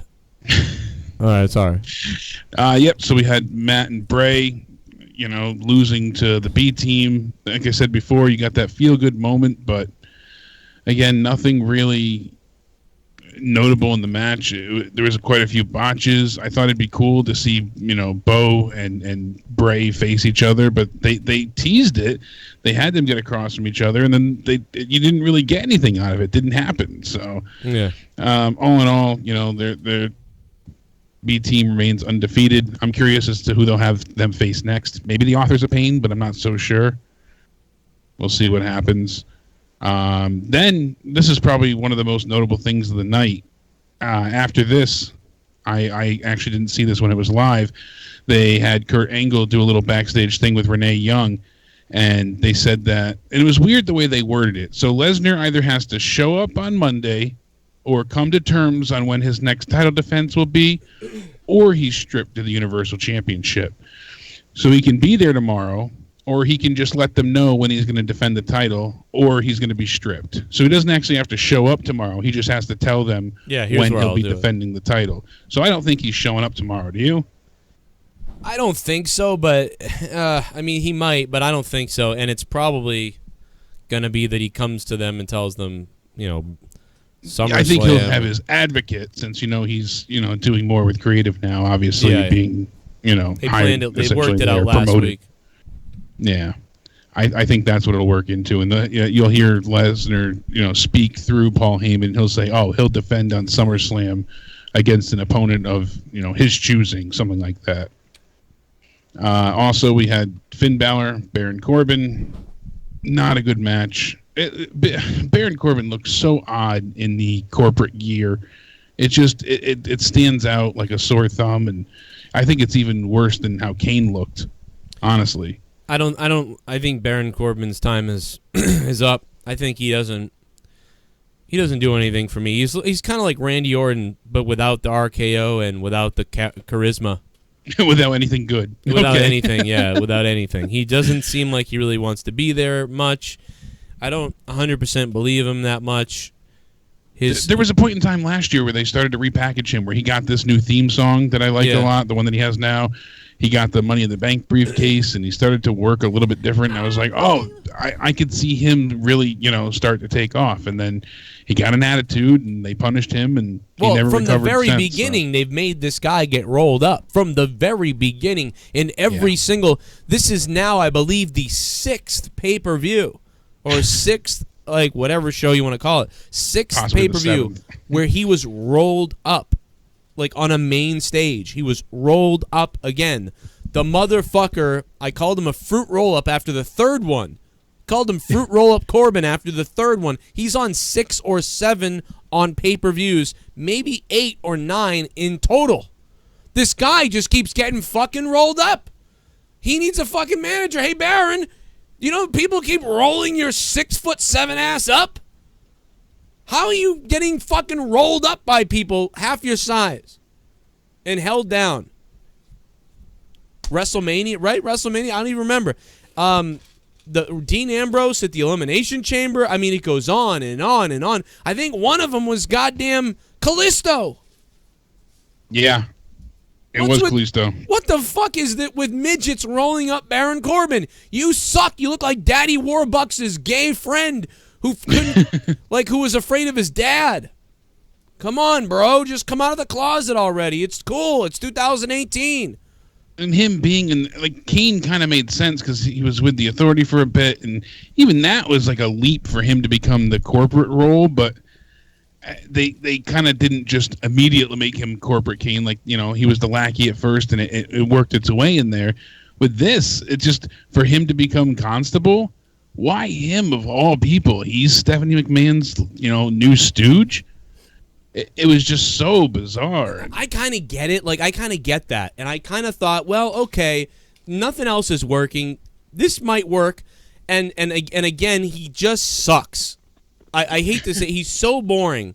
He really is just so goddamn boring. He would be better if he didn't say much. And he just came out and said, and they were like, what are you doing, Baron? Why are you doing this to me? Stephanie McMahon told me to. Stephanie McMahon told me to.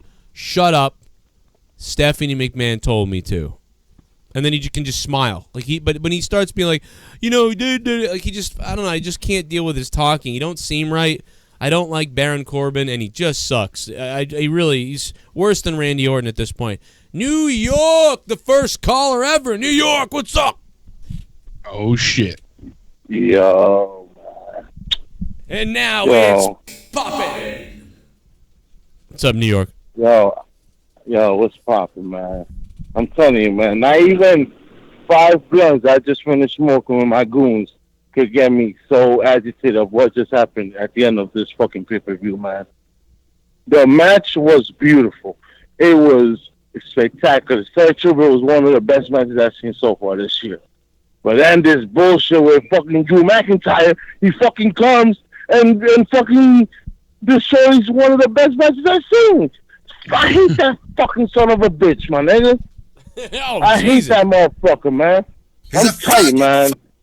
He's a faggot. Fuck her. I hate that fool, my nigga. Yo, that match was all that I wanted, man. The pay-per-view was whack until that match came through, man. I don't know, something about how that matches like catch my attention. I'm so fucking 2 cops. Fuck out of here. Anyway, man. You better be careful. We'll put the cops on the show and we'll fuck them up. Nah. I was just walking away. I'm just walking back to my crib right now. Oh, dude, you want to hear something? That's how it always starts off. I was just walking home. And I was just walking home, and they go, "I want to hear something terrible."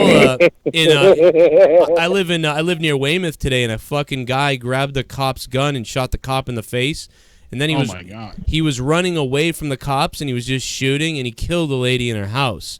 That happened like a couple towns over from me today. What the fuck, dude? This guy, Emilio Lopes or something, I don't know what his name was, but he just grabbed the cop's gun, shot the dude, and then shot a random lady in her house. It was fucking awful. The cop had 2 little kids. Oh my God, it was terrible. So that motherfucker said you, he ain't gonna see no pussy no time soon. Because if he shot a cop in the face, that's attempted murder, he's done.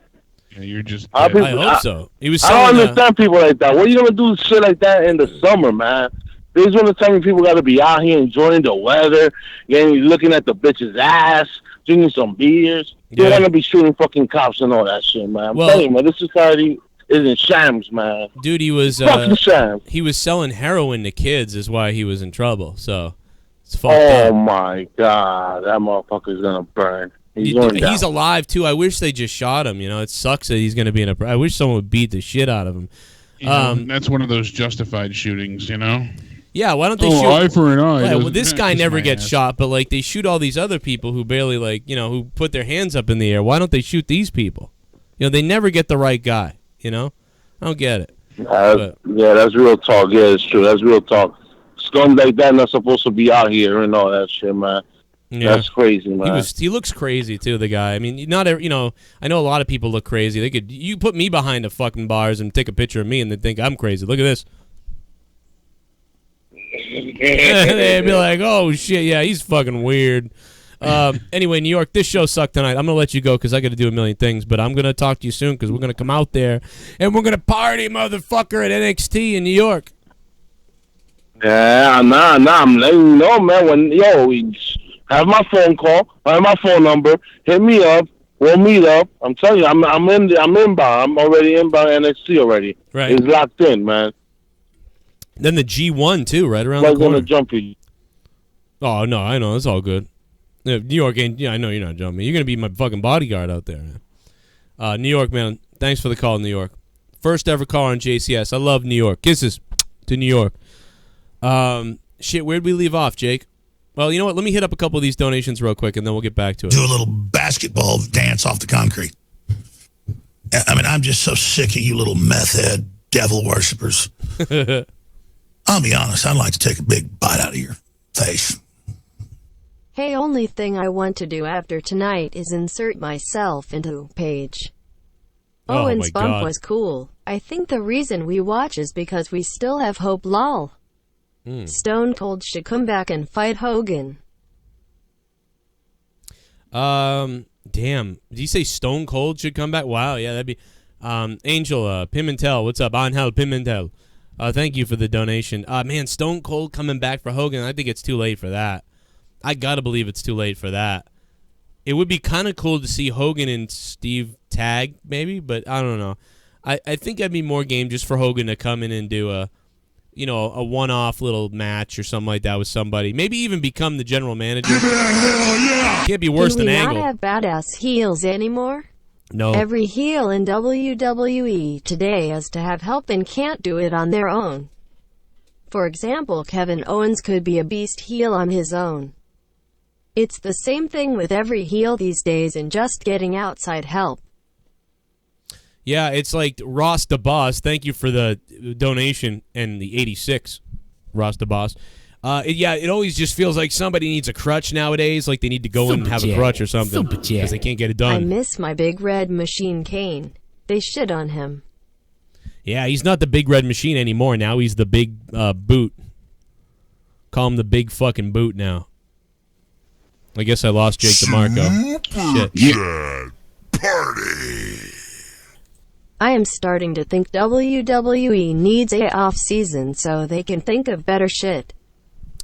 Broken Lion, I don't think they need an off season. I really just think they need to do a better job, learn how to write again. They didn't need an off season during the Attitude Era. They didn't need an off season when they were writing good, writing well, and they don't need an off season. They just need to give wrestlers their own off time, and they need to do the same thing with writers if they have to do that. And they need to write better. It's just fucking piss poor. The week-to-week show is piss poor unless they have a crutch to come back and shock everybody. Yeah, they need to plan things out on a long-term basis. Hey Joe, Jake. How's it going, mofos? Casey. Extreme Rules was 10 out of 10, but I could be on drugs with shot of bleach. Casey is raw. Thanks for the $5. Becoming a ShiBUM. I'm assuming you're joking and you're saying you're on bleach right now. Yeah, for saying it can't be a 10 out of a 10, right? You must be joking about being on bleach, I would believe. So thank you, Casey is raw, for becoming a $5 ShiBUM. And I guess Skype crashed. It's been doing that. It's been a piece of shit recently, like more than usual. Oh yeah. So this keeps happening. Super chat. Super chat. Hogan wrestle a brother like R-Truth. What's up? Oh man, where is R-Truth? Jesus, I didn't forget about R-Truth. Yeah, I know he was going to be out a year. So, yeah, that makes sense. Shit. That's crazy, man. Alabama. $9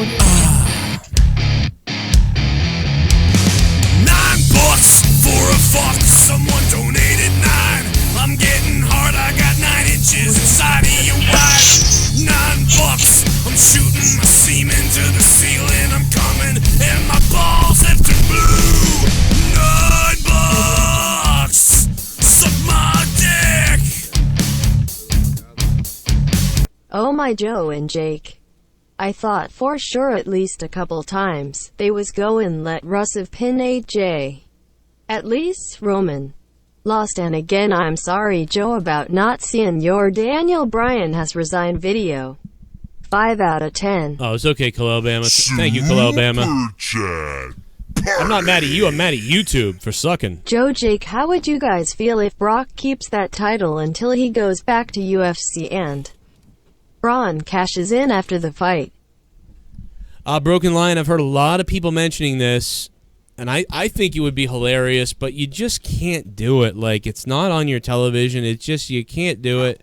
I can't see Dana ever agreeing to that. And then you're mixing so many things there that just don't complement each other. You know, wrestling, obviously, it is telegraphed, it's fake, it's all that kind of stuff. And that would be so hard. Like, the UFC fans would probably get really, really pissed and boycott that. Joe, did you catch the Gurman meme I made on Twitter and I finally subbed to your Patreon?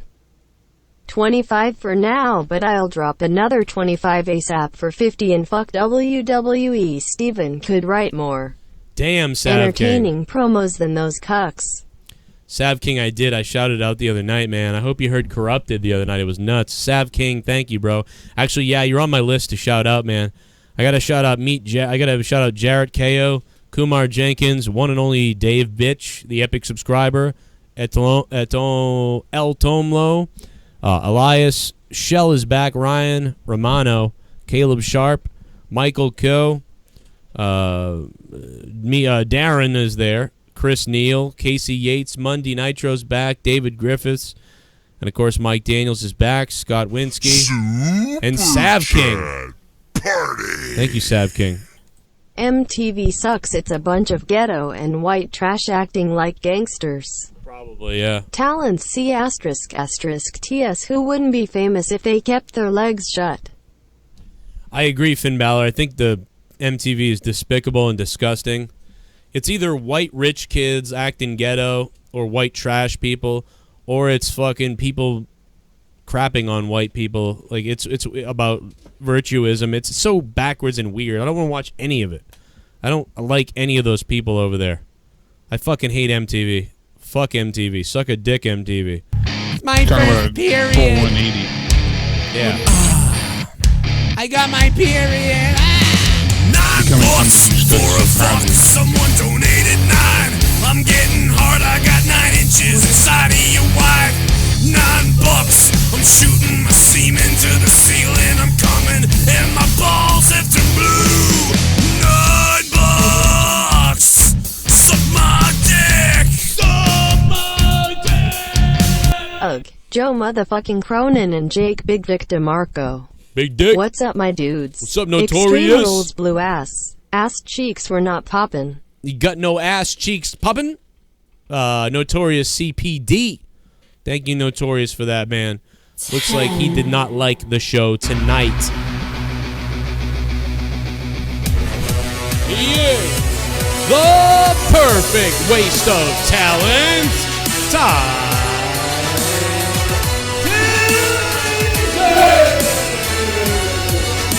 This show was trash. Simple as that. I can't wait for Roman's robotic promo tomorrow. Fuck that cunt. Your show is better as always. Thank you, Kumar Jenkins. Well, it just looks to me like Bob got lucky last night. I'm Roman Reigns. I suck a cock. Yeah, I mean, who knows what his robotic promo is going to be tomorrow night. It's going to be bad, probably. Let's go to the phones, baby. We're going to go over the phones, and we got goddamn Frame on the phone. What's up, Frame? Hey, how you doing? Hey, what's up? How you doing, man? What's up, baby? How's it going? West Side. So I had a thing on the... What? Nothing. Said, what's up? Oh. No. I said, West Side. I just had a question. So if they let Hogan back, does it mean you could let Chyna in the Hall of Fame now? Like, does that door suddenly open? Well, I don't know, but Hogan You're the one that said back door. Well, but no, because Hogan did the sex tape, you know, he didn't know it was going to get released, so it's different for Hogan, I guess, right? Yeah, but they're letting Caitlyn back in. You know, she's going to be in the, women's tourney and all this stuff. It's like, oh, she's in the Mae Young Classic, so that's okay, right? Read my lips, Mr. Frame. They hate Chyna. They are glad she's gone. They wanted to never have her back again. Stephanie hates her. Triple H hates her. The company hates her. They are probably happy she's gone. They don't like her. She will not be here. They hate her. WWE hates Chyna. They hate Chyna's deadly guts. They hate her goddamn guts. Well, you figure, though, now that she's gone, Joe, it would be the perfect time to put her in because then no one she's not going to go up there and say anything. They were worried about giving her a live mic. No, they didn't want her to speak. They hate her guts. They figure this would shut the fans up because the fans are always bringing this up, and the excuses they give are so friggin' just. They don't care. They hate her. Ironic. They don't even care. They just hate her. What if they Googled Chyna? Well, if you Google Hogan, you're going to see him say the N-word a bunch of times, and his apology was whatever. But the show, the pay-per-view, back to the pay-per-view, it was. A lot of people should leave WWE if they could. I wish they would, because the creative is so garbage. And I'm sorry, Road Dogg, but I know it's probably not his fault, or it could be some of his fault. But the creative's just garbage. I don't know. Yeah, as much as it's funny, Billy had a spelling error before about writing. You know, what he said is true, though. It feels like they just don't want to listen to fans, and they don't care at times. Especially when we get results like tonight. You know, you see Matt Hardy, who was so over for so long, and then all of a sudden you get him tweeting out, maybe it's time for us to move on. Yeah. Take that as you want it to, but Derek and others pointed that out. It's Well, I think maybe it's time. I Do think they the- want to leave the company? Do they mean that they're not going to be partners anymore? What is he hinting at here? But I think, and I tweeted this out, and I hope people don't get pissed off about this. I think the Hardys, who are both permanently limping, should not wrestle anymore and focus on their families.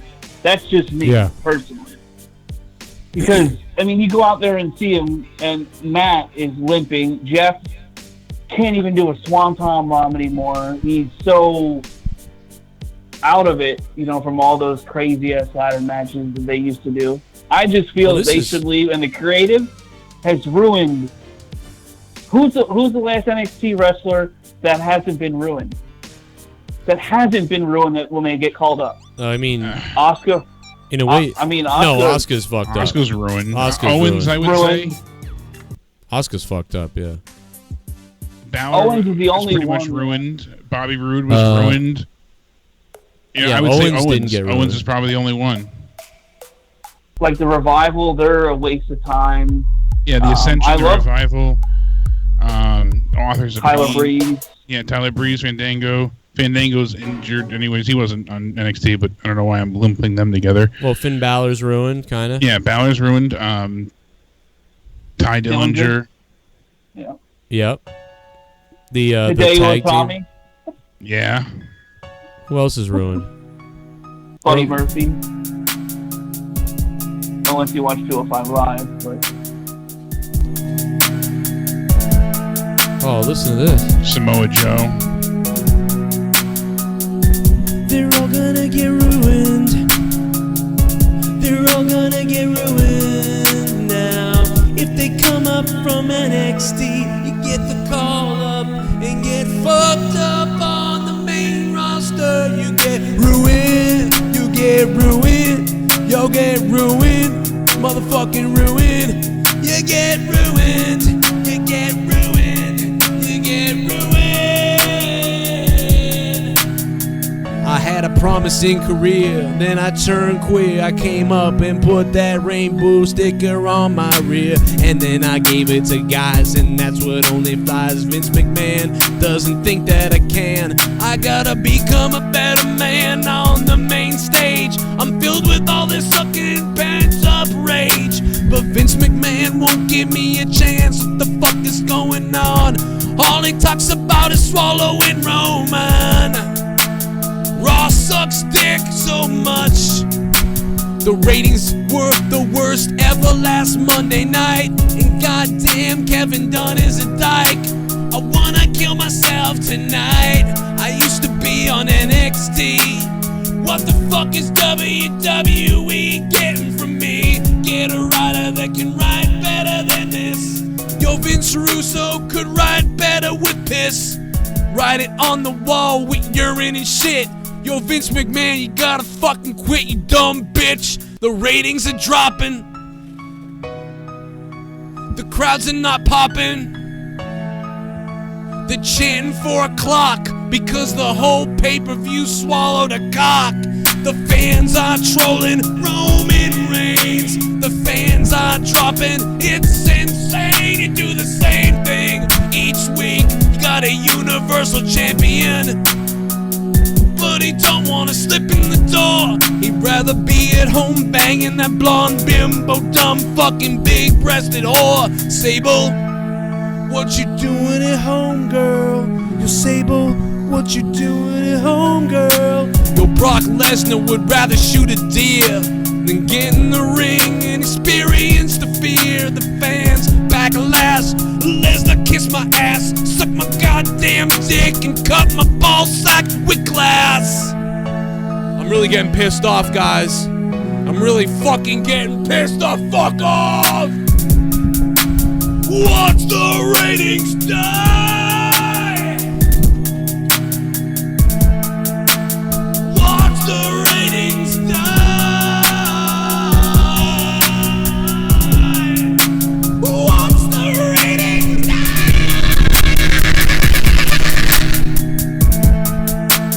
Watch the ratings die. Watch them die. Watch the ratings die. Watch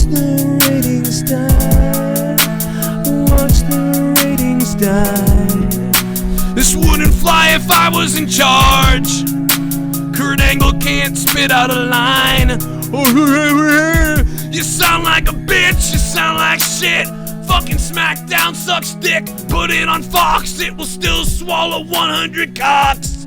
Seriously, I'm fucking really mad, Jake. I'm really getting mad, bro. I'm really getting angry as fuck. I'm getting fucking mad, bro. I could put on a better fucking deal. Monday Night Raw, the worst rating of all time. SmackDown last week, the worst rating of all time. And even if Joe Cronin spent 2 months getting back in shape, you talk about putting on a show in that ring. There ain't nobody in the back that will put it on like I will on this microphone. Paul Heyman, pick up a mic, take on Joe Cronin, microphone disconnected. Vince McMahon, microphone disconnected. Seth Rollins, microphone disconnected. Roman Reigns, microphone disconnected. Because I would be the new showstopper in the WWE. And I would go backstage and I would make Hulk Hogan cry with my words. For 30 seconds of Hulk Hogan's time, I could drown his sorrows and drown him in his own goddamn tears, because that's what I would do. And none of these guys, none of these writers, none of these people have the goddamn passion to put on a show. You're a goddamn fucking embarrassment that you put on a show that earns less ratings than ever before in the history of goddamn TV, of Raw and WWE. It's not because of anything other than a lack of effort and just a piss poor, crappy writing, week to week, useless show that's a cookie cutter show that you could make if you had WWE 2K19. Recycle the same storylines over and over again. Keep on recycling the same storylines. When I look out in the crowd, 70% of the crowd, it looks like this. That's what it looks like in the crowd, man. And that's your fault. You could swallow a cock, WWE, live on TV, and I still would fucking hate your guts at this point. This show sucks. I can't wait for tomorrow night to suck again. Bring back Hogan. Bring back the fucking Ultimate Warrior from the dead. It still wouldn't help you. It still wouldn't help in this goddamn motherfucking shit show that we gotta watch every single week. It is fucking embarrassing. It is fucking piss poor, and it just repeats every week after week. God damn it, yo, motherfuckers are dropping it, dang!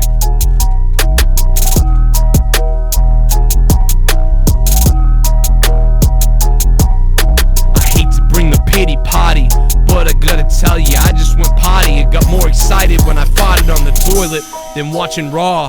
Vince McMahon, I'ma bust your fucking jaw, make you understand what you're doing wrong. The fucking goddamn ratings they drop, and everyone in the back doesn't know what's up. Yo, change the fucking goddamn stage, doesn't matter, change the fucking pyro. It doesn't fucking matter, cause the writing sucks dick.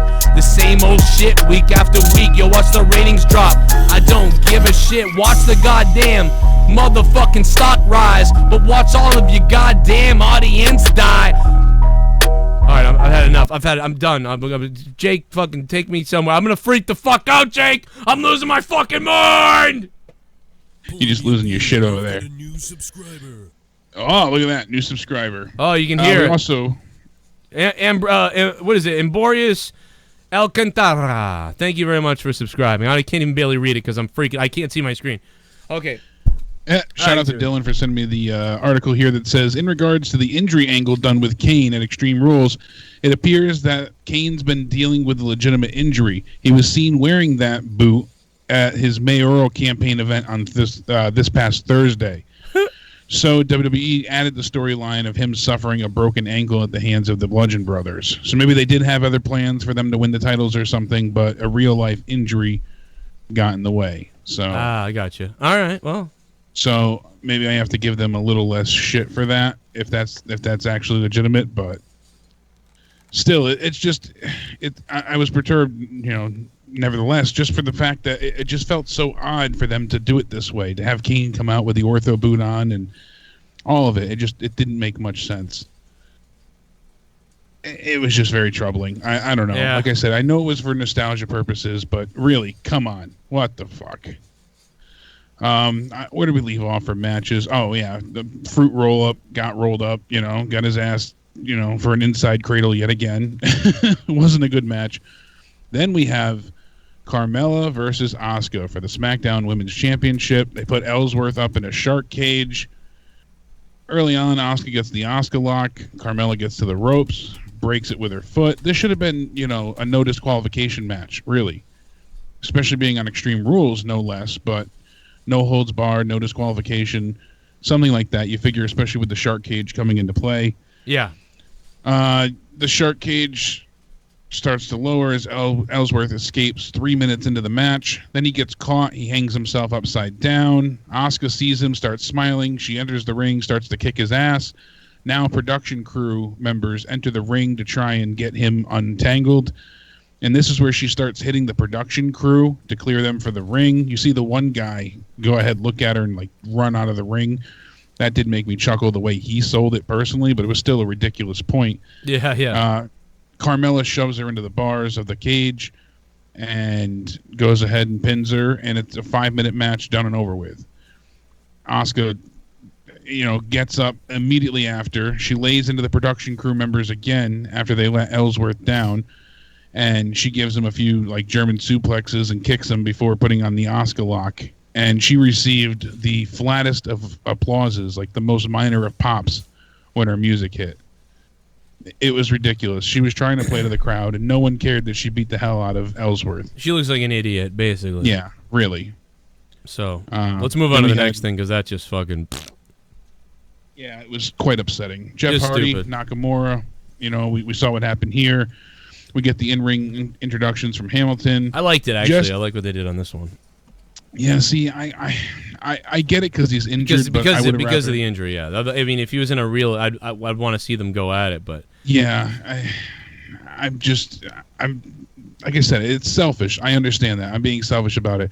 It's just that I was looking forward to the match happening 2 weeks ago. Then we got the dog bite thing, and that took away, some time for Nakamura needing to heal. I also feel bad that he missed out wrestling, in his hometown and home country, if you want to put it that way, because of the stupid freaking guard dog. Just awful scenario there, but I get what they're doing. You see him get the low blow. It leads to him going ahead and, being able to pin Jeff quickly. The match is over in 6 seconds. As soon as that's done, Randy Orton's music plays. He gets to the ring, and we see him, him and Nakamura glare at each other. They get the face off.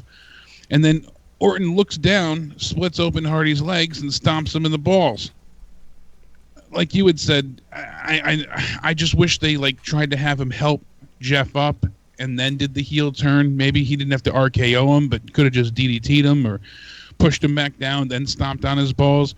I wish they didn't make it just so blasé and do it in such a nonchalant manner. I really wanted them to play it up more. Here's the good guy, because he was a face up until this moment. I just think it was a pretty shitty attempt at a heel turn. Yeah, maybe. I guess I just liked that it was different.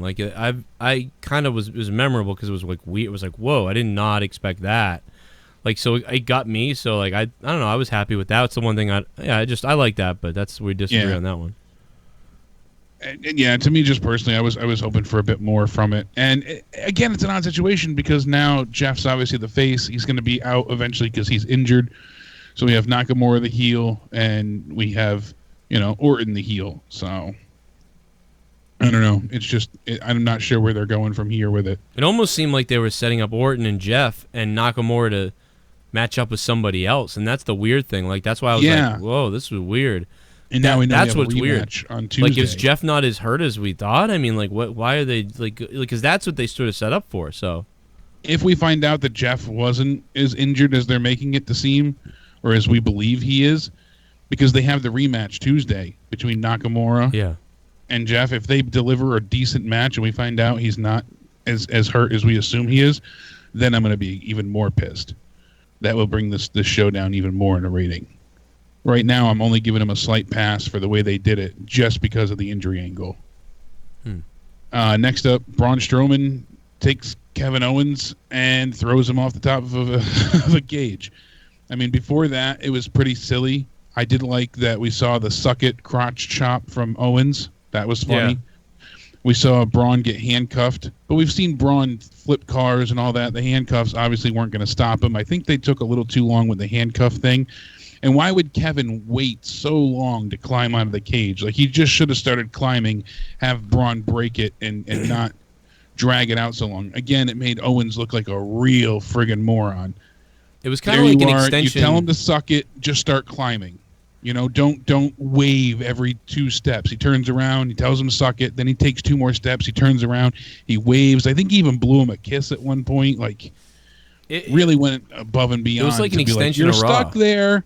It was like Raw, really. They did like another Raw moment, like spot. That's kind of all it was, like an extension of Raw. Did he blow him a kiss? I'm pretty sure he did. I saw the suck it. I didn't see the blow the kiss. I swear he did. Maybe somebody in the chat will point it out for me, but I swear he did. But still, like, he's taken a few steps and he does all this stupid shit, and it's like, just go for it. What are you waiting for? Get out of there. You know? Like, I know. Why wouldn't you have handcuffed him in the other corner so you could have gone out the door? I know they were going for the spot, but I just like a little bit more realism in wrestling at times too. You know, I don't have that much of a problem suspending disbelief, but I like it when you don't have to question every single thing that they do. Yeah.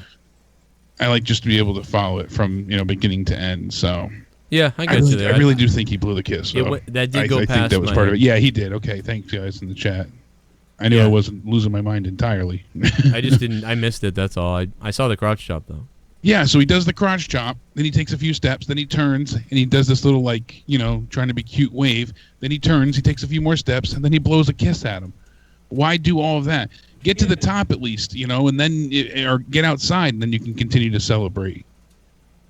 Get to the top. So he breaks free, he climbs to the top, and the table spot was awesome. Nothing to take away from that. That's a 10 out of 10 awesome moment that was so perfectly executed. The trust between these two is outstanding, and they work really well together. But couldn't have landed any better. It was really kind of amazing. I really appreciated that. That was really good. I mean, I might have given this a 2 out of 10 tonight if it wasn't for that jump. So that gave me 2 points. Yeah, and one of the things I do appreciate the fact of too, Jason Powell had tweeted out and said that he's basically become numb to seeing Shane McMahon do these ridiculous over the top stunts. Yeah. So when you see somebody else do it, it's like, oh, wow. We saw Shane land through the table trying to take out Owens, but it wasn't Owens getting, pummeled through the table. Yeah. So to see Owens go through, so many things in the past few weeks, it just, they've upped the ante each time. And this was a really cool moment. Yeah, I agree. It was a little bit different to see someone else do it. Yeah, I don't think Shane really needs to do that stuff anymore at all, ever. I appreciate it, though. It was great, but he's all done. Some people feel like this is heading to a double turn. Because Owens hasn't done anything to justify any of Strowman's actions. Like it's really just comedy. Shit that he's taken. This is Vince's comedy. He's in the back, thinks it it's is the funny. way Vince tends to handle things. The poop humor with the porta potty and stuff like that. This is entertaining Vince. Well, just the idea of the little weasel Owens, like, trying to get away from Braun, like he thinks it's funny. I know it. Yeah, it's kind of like a Looney Tunes cartoon. You got the monster chasing the, but the thing is that the face is chasing the heel. Yeah, it's usually the other way around. So I don't know. Some people are thinking that this is going to lead to a double turn, but either way, it's just very bizarre.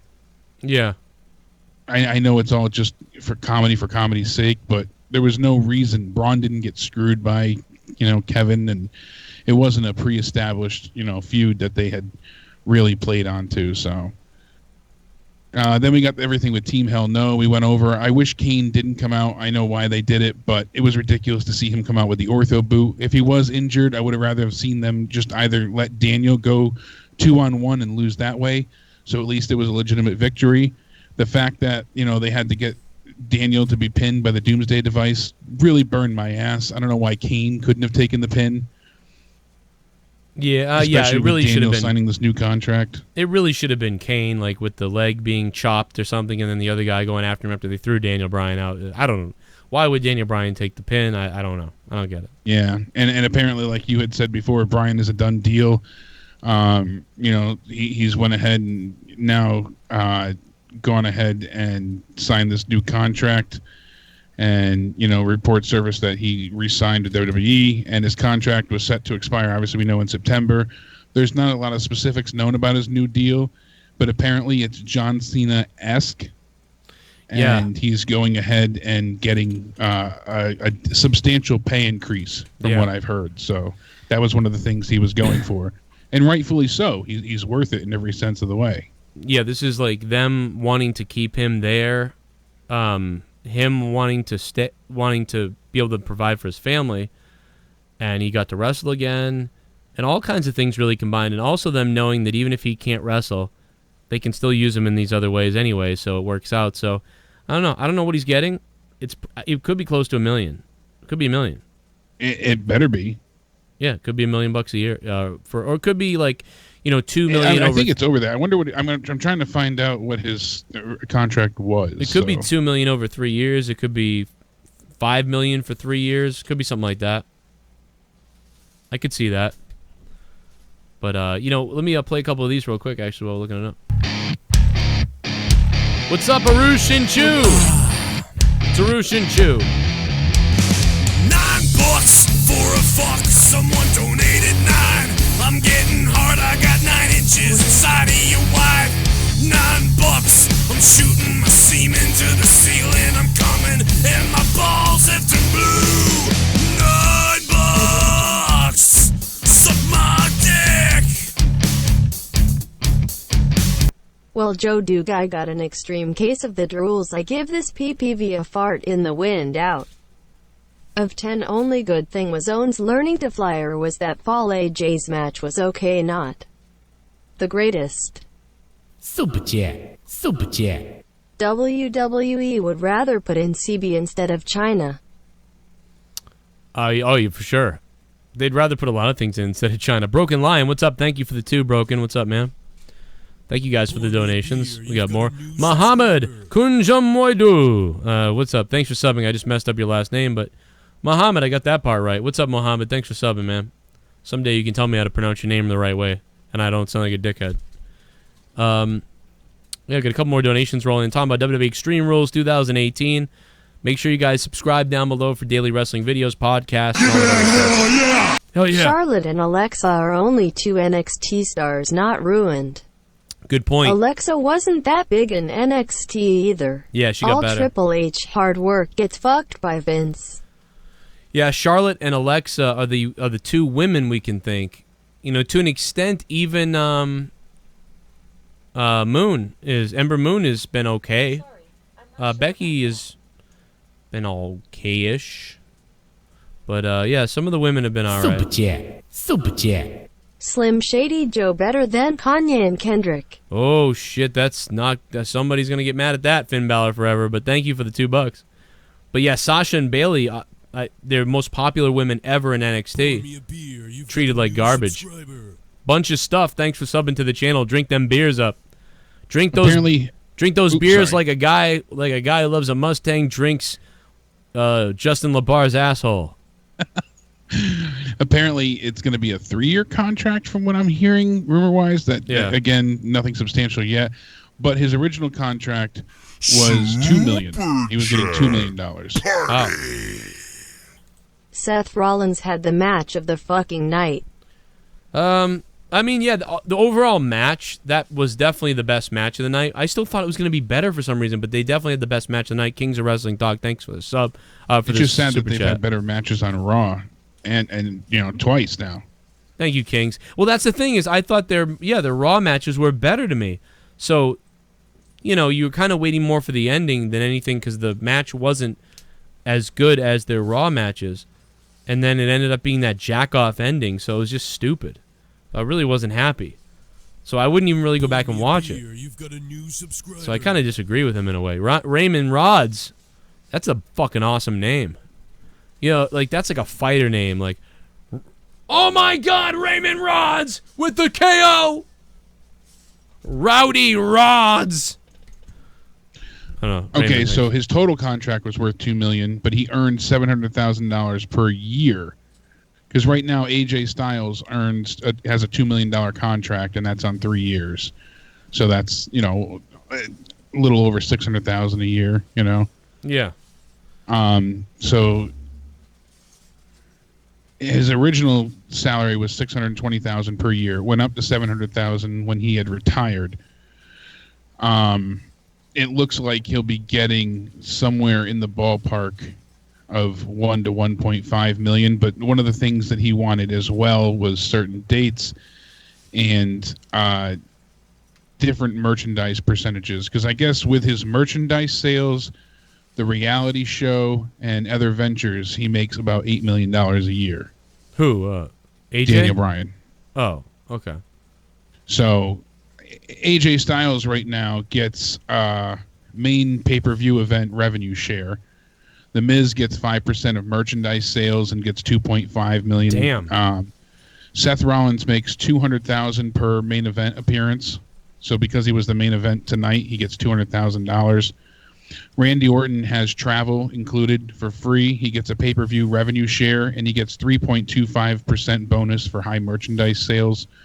Roman gets $5 million for a 3-year contract. He earns 5% from main event pay-per-view sales, and then he gets other bonuses when he wins if it's a WWE title fight, any title itself.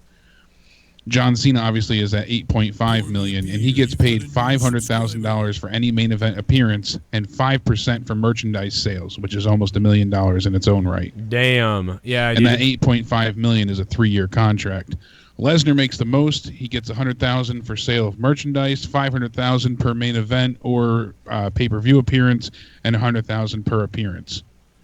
So it's roughly a $10 million contract for 5 years. Jesus Christ, man. Yeah, Sheamus is actually doing really good, too. He gets a 1.5% bonus for merchandise sales. He gets travel and accommodations included, and he's making $1 million for his 5-year span. So, well, you know, they travel to the desert because we haven't seen them in forever.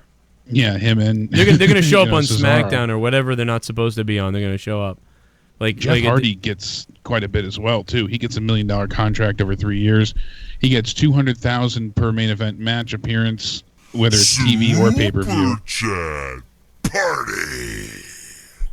Should I go to G1 in Long Beach or Survivor Series? Oh my God, G1. I would go to G1. Ruthless. You don't go to Survivor Series. Survivor Series is, although it's one of the classic pay-per-views, it is literally one of the worst WWE pay-per-views ever. Do not go to Survivor Series. It doesn't. It just don't. No. I have a video actually that I'm making. Dude, go right to your now buddy's about Survivor Series this past year. Go to your friend's backyard wrestling show before you go to Survivor Series. Ruthless Aggression Gamer. Jesus. There's also rumblings with the new SmackDown set and all that stuff that they are going to be bringing back Pyro as well. Oh, on SmackDown, Fox wants the Pyro? Fox wants the Pyro. So they said Pyrotechnics was a victim of the mid-card 2017 budget. You know, we last saw it at WrestleMania 34, and then again with Daniel Bryan and Kane this past week. You know, but we don't see it when Kane comes out or, you know, anything like that. And the return of Pyro on a weekly TV instead of WrestleMania only is due to the cash influx seen by Fox spending over $1 billion. So between USA adding more money and Fox, they want Pyro to return. So we should see it by end of year when the new TV deal starts.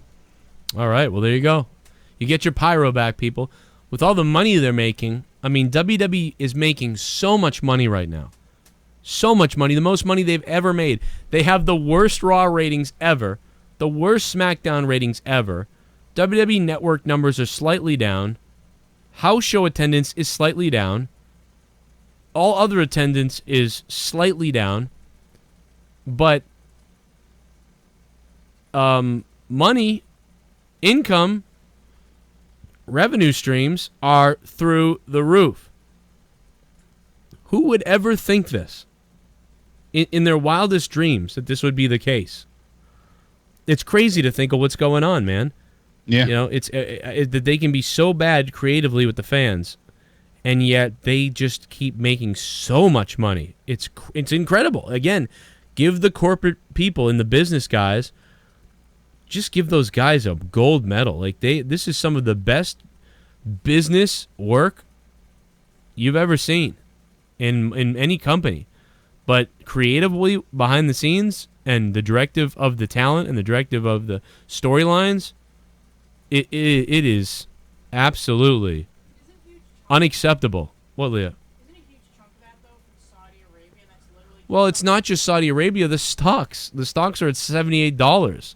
Yeah, the stock's up. You know, it's not just the Saudi thing. I mean, they're getting everything. 3 times as much for Raw as what it used to be for USA Raw. Network. Well, okay, so you want to go through it? I'll go through it right now.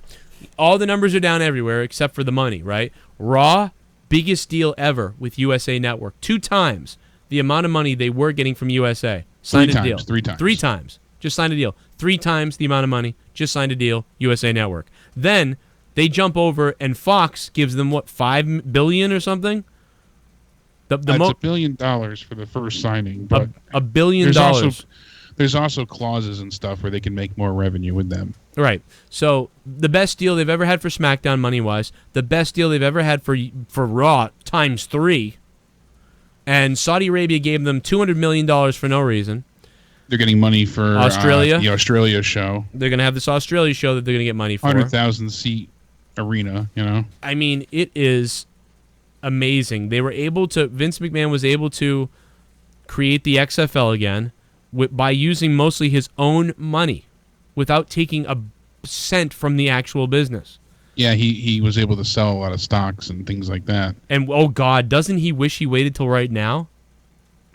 You know, I'm sure. I mean, can you believe it? Because he sold it, they made Extreme more money. crap was what I thought it would be, except when Cole went off the cage. I thought Vince didn't want those type of spots anymore after Taker and Mankind. Also, did you notice the reference they made to AJ's number of days as champ? You know what? Joe Cronin's cock must win. First of all, thank you for the $5, and thank you for Monetize This Friday. You guys, if you haven't seen Monetize This, go over to my other channel. If you guys like a bunch of crazy shit going on at night, like old school type of radio shit, podcasting, that's kind of extreme, go check out my other YouTube channel, youtube.com/corruptedpodcast. We're doing Monetize This on Friday nights at 11 p.m. Eastern Time, U.S. It's episode 169. It's up now. A bunch of other shit's up on my Corrupted YouTube channel. Plus, I have a gaming channel. Check all that shit out and become a patron, patreon.com/Joe Cronin Show. No, I did not hear the reference to AJ's days as champion. What is he on? 200? 250? Yeah, they said that he's the longest reigning WWE champion of the last 5 years. He's at 250 something, I believe, at this point. They're gonna really quick too, at JS994 on Twitter just let me know that Dave Meltzer tweeted, and he said at 12:51 a.m., Daniel Bryan hasn't signed, nothing has changed. Really? Yeah, but Fightful Wrestling says exclusive, Daniel Bryan has reached new deal with WWE. And everybody's basically, countering what Dave Meltzer said. And they're like, oh, don't be that guy. Dave has seen the report. He does his work, and he does it well. But everyone in the comments are like, who could I trust anymore? So, yeah, I mean, sometimes WWE feeds Dave bullshit. And also, Sean is... Look at the thing that happened with Ziggler. Ziggler, we heard that he got this amazing contract, and then 2 months later, Ziggler comes out and says, I didn't. I don't know where you all got that from. Right. So I think they might have fed him bullshit. But from everything that I've seen and heard, minus Meltzer, Daniel Bryan's re-signing and getting more money, which I hope is the case. And if it is the case, that means Sean Ross has a credible source, which is pretty impressive. Yeah, which is great, Yeah, because and it's also I like that Sean, we've got some pretty damn good sources, too, because we went ahead and said everything about, Big Cass and the issues, almost 2 full weeks before all the details came out. Yeah, we've been pretty lucky. It almost feels like WWE's mad at him or something, so they're giving him some shit a little bit, and also dishing it around to some other people. It really feels that way. I've been meaning to talk about that with you, but yeah, it seems like they've been just kind of dishing it out to a lot of other people. But anyway, let's get to the end, man. We left off at Owens and Braun. I mean, I think we really nailed everything. Did we miss anything else? No, Romans and Bobby Lashley, match not bad. Not bad match, but it was okay. I mean, like I said at first, I was like, I'm not just being, pessimistic here. This is a bad match, and it was. Then we got to, like I said, around that 8-minute match where he threw Lashley out of the ring, and then we started seeing them, really go at each other. We saw Bobby going off the top rope twice. That was impressive. Someone of his stature, flying from the top. And Reigns sets up for the Superman punch. And then you see Lashley catch him and gets the spine buster. That was a cool moment. You see the vertical suplex for a near fall. Like there were some good moments in here. I can't hate it. I don't really enjoy them at all, but I was like, they did a pretty good little clap, but that's about it. It was hard work.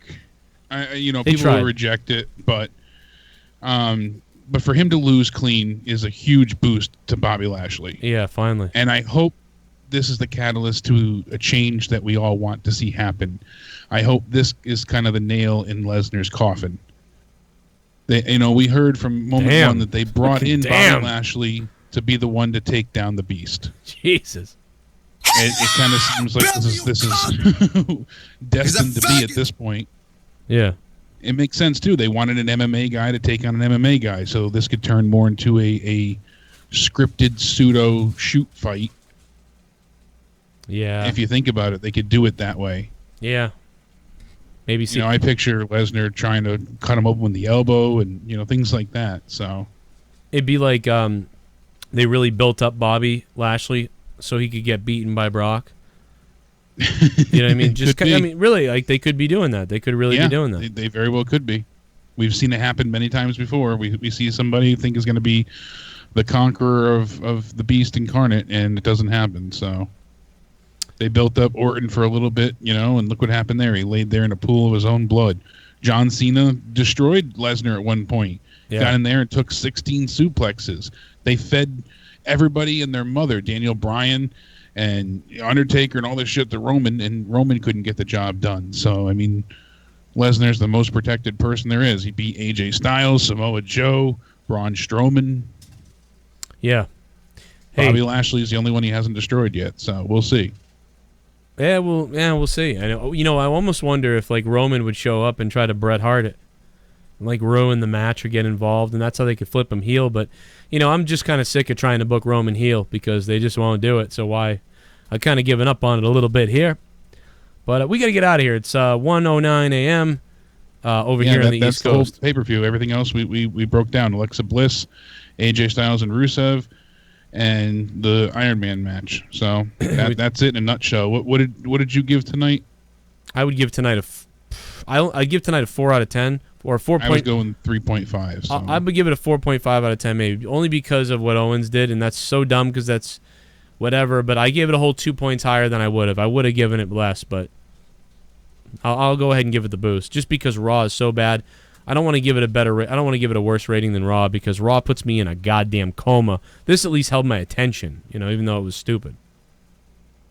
It was enraging and stupid, sure. But I am intrigued a bit for Raw. I will say that they did kind of sell me because I do want to see if what plans are gonna come to fruition with the Universal title. Are they we heard last week and I said it was so odd that they didn't bring up Brock at all. Why not cash in on all the buzz going around about him showing up at UFC? But fuck it, whatever. They said he was persona non grata. Daniel Bryan and NJPW would be awesome. Well, plus he could basically keep his music too. ADTR 210. Thanks EDTR for the 2 super chats. Hey man, thanks to everybody for the super chats tonight. We're gonna have some bonus content going up on Patreon the next couple days. Check that out. Patreon.com/Joe Cronin Show. The phone lines were absolutely jammed tonight, and I really feel bad that we did not get through phone calls. I am telling you that we will try much harder tomorrow night on Raw. On the Raw review, if you didn't get something through, we'll get you through. If you're a patron and you really want to talk, remember, message me on Patreon your phone number or what you're going to be calling on, and I will make it a list to get you on the show tomorrow night to talk about Raw or to go back here and talk about Extreme Rules. If you want to talk about it tomorrow night, I will take your calls better for the Raw review. So thank you guys for that. Me and Jake, maybe we'll do something in the day. Depends how Jake feels, man. This motherfucker was in the hospital almost dying of a goddamn blood clot the other night, and he's still here. So, you hear anything back yet, by the way? I have to go tomorrow to GI, so we'll find out. I don't know. I got to go for an endoscopy, but I hope I don't have to have surgery. We're going to find out, though. We got to see how bad this tear is in my esophagus. So that's what they said it was? Yeah, that's the final. I thought they didn't know. They know it's a tear. They don't know how severe, but they don't know what else is going on. So. Oh, okay. Jesus. Yeah, man, that could be tough. I mean, we could even lose you for a little while because you might be Who knows, man? What the fuck's gonna happen? We'll find out. So. All right, well, we'll figure it out. All right, well, we'll see. Step by step, baby. Stay sexy, everybody. Guys, I'll see you tomorrow after Raw, and I'll see you on Patreon for bonus stuff. Hit me up on Patreon if you got rewards. If you're a $25 patron or more, we can do a podcast together. So hit me up for that if you want to do that. And if you're a $10 patron or more on Patreon, make sure you guys message me your topics. If you want me to talk about something or make a video about something, hit me up on Patreon, and I will do it if you're a $10 patron or whatever the categories are. All the rewards are there. Check them out. And thanks to all the new patrons. Good night. See you on Twitter @RealCronin.